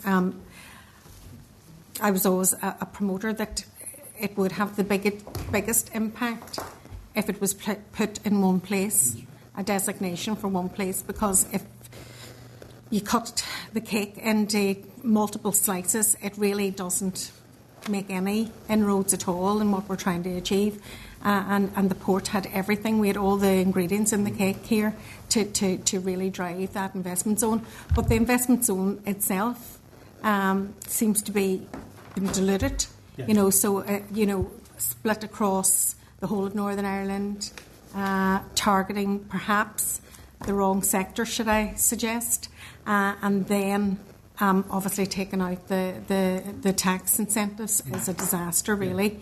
How attractive it now has become is probably a lot less than what we were anticipating when it was first muted. So how do you feel that has been a missed opportunity, and probably directed from our own perspective, from Northern Ireland's perspective, in terms of our engagement with Westminster to get it over the line in a constructive way that would drive further investments, because that's what we wanted to do. It's not the 150 million, it's what it brings after for the private sector to come in and invest heavily on the back of it. I think our view on it is that it could be a missed opportunity, maybe it could yet be rescued. The problem we feel as practitioners here is that politically we don't have the confidence to back winners, to back regions. There's always fallout in that if you're on the wrong side of it, but in England, Scotland and Wales there were competitions where people put their best plans forward and decisions were made. we seem to be going down the route that everybody gets an amount of money and all goes off happy and nothing. It's a waste. So that is a practitioner's perspective on it. Now, the fact that we happen to be sitting in something which is absolutely screaming for support in either methodology of fiscal levers through investment zones. AI zone is different because you don't actually need any money at all. You just need a designation. Yeah. So what we were looking to do was, if you were to get an element of support from the investment fund here and the designations, I think we could do a lot with that. So let's hope it's not completely gone yet. When the officials came to tell us that the ports were no longer being considered as recipients of this money, we actually refused to accept it and we pushed back really hard on it. And I think on the back of that we made our submission, and I think our intention was to, let's not make it easy for them to overlook us. Yeah. Because for years the argument has been in the Northwest we don't make the case. That's not the situation. That's not the situation here. And again, in the interests of regional balance, this would have been, this would have been a lever that was so necessary. But I'm going to go on to something else now. Have you any concerns at all, Brian, regarding the skills profile of the local population in relation to growing the port, and particularly based on your 5-year strategic planning and the green economy? Are you satisfied, and are you working with the educational institutions in order to make sure you have that?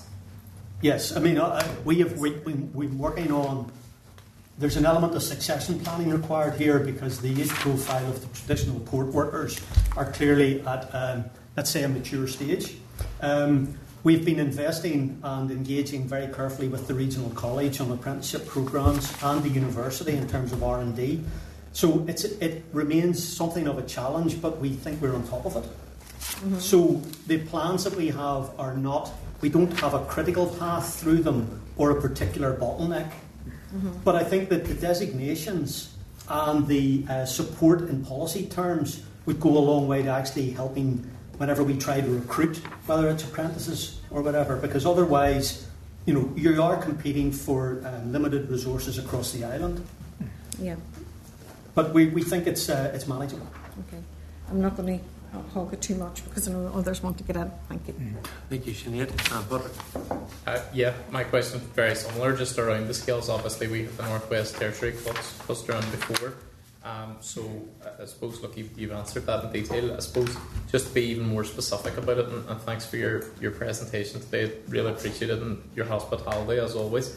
In terms of green skills and the emerging skills, what conversations have you had with other local businesses, local industry, and so on around that? Because I'm conscious that we hear all the time from people who can't get apprenticeships, and every time I come on here, I just think this would be such an amazing place to learn a trade or to learn on the job, really. So, are you in that sphere at the minute? And I suppose, how does that develop? We have already established what in effect is a Foyle Port cluster with supply chain, as well as the people that you've been talking to today. We got the submission for the AI zone had letters of support from, for instance, Vertiv, who are making racking equipment for data centres throughout Europe. So we've got a supply chain on our doorstep. So it's not just our own recruitment and training issues. It's a broader supply chain issue. So we've got the agencies, we've got the manufacturers, we've got the investors. The Greenscale investor for the data and AI is proposing a university course in McGee for data centre management, which will be one of only, I think there's only one other one, it might be in Frankfurt. There's one in Germany. They're wanting to invest in like a feeder chain through the region, and they're already talking to the university about that. So Lynette McKinney's our Chief People Officer here. Lynette's responsible for the strategy and the implementation of all these relationships. And easy job. I think that what we're seeing is that's why people is one of our pillars.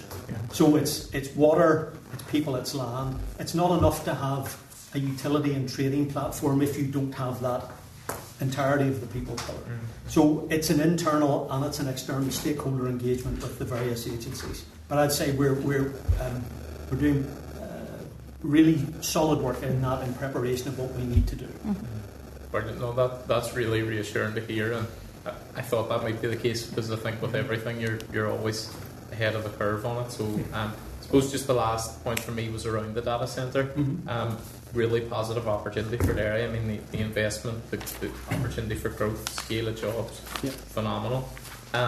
What's the timeline on that? And I suppose also, are there any opportunities for spin-off companies? And have you thought about I'm assuming the answer is yes, as I say, but is there, I suppose, potential for other businesses to spring up around that as well?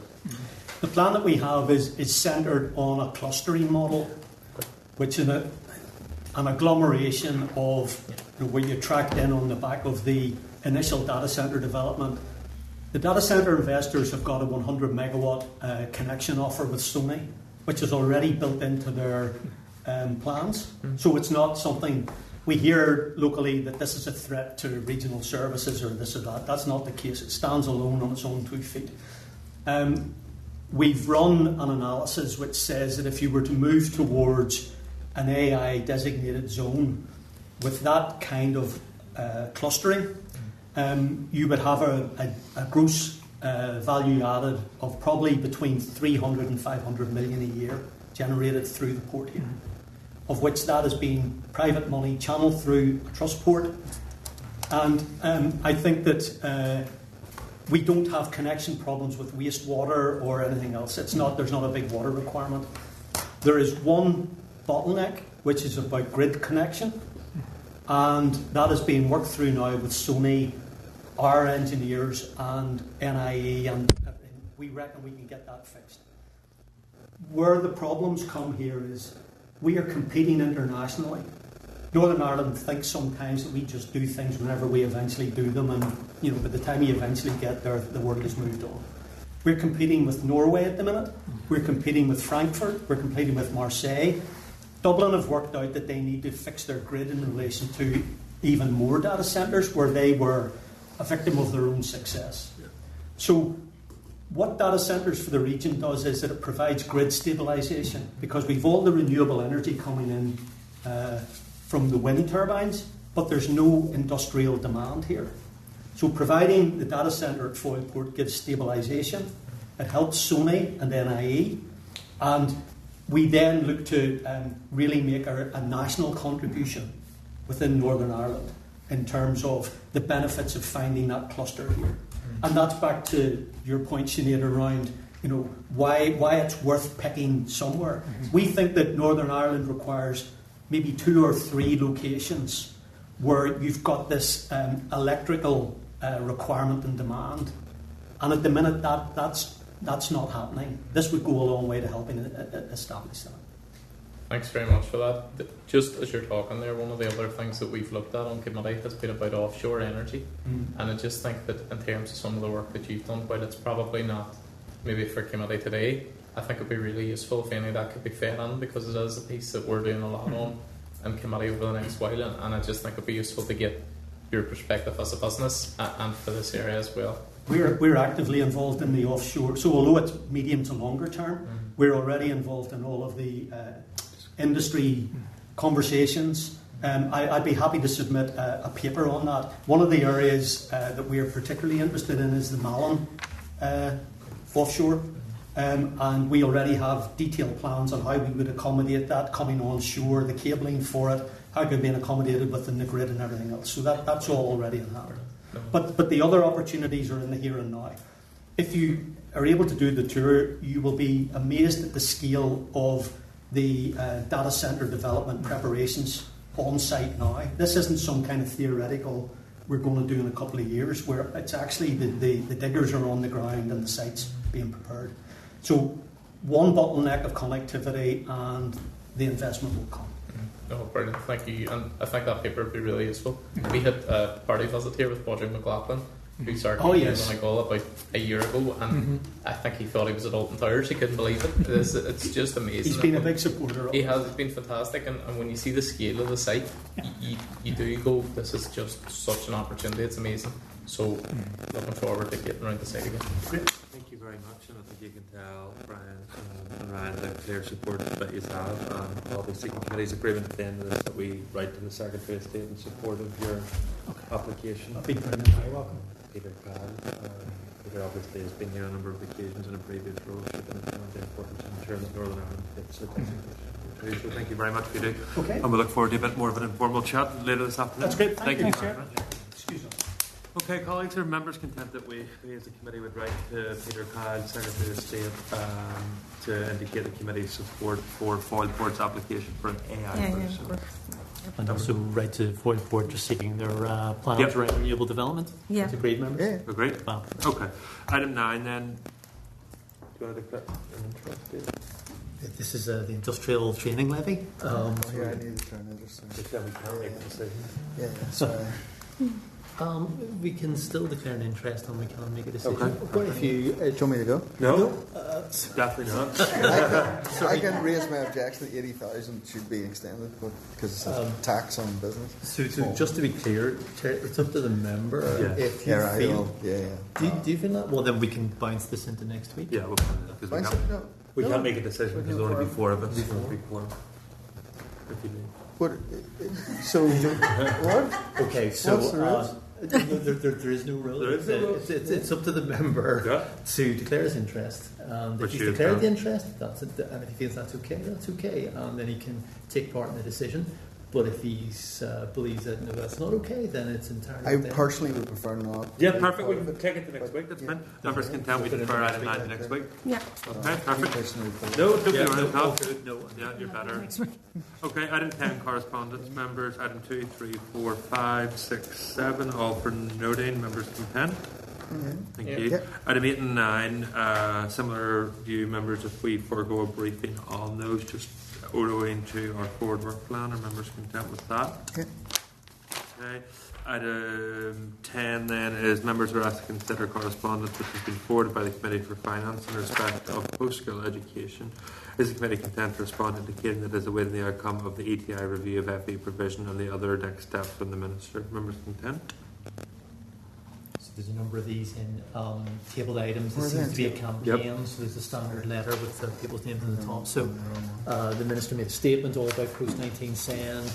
She's told ETI to do a review of FE provision, quite a big deal, and there are a number of other steps, the development of an FE SEN statement, etc. So is Committee content just to respond to those individuals, thanking them for their correspondence, indicating that it is an important matter, but there's quite a lot happening, and the Committee's going to wait for that. Okay, perfect. And then item...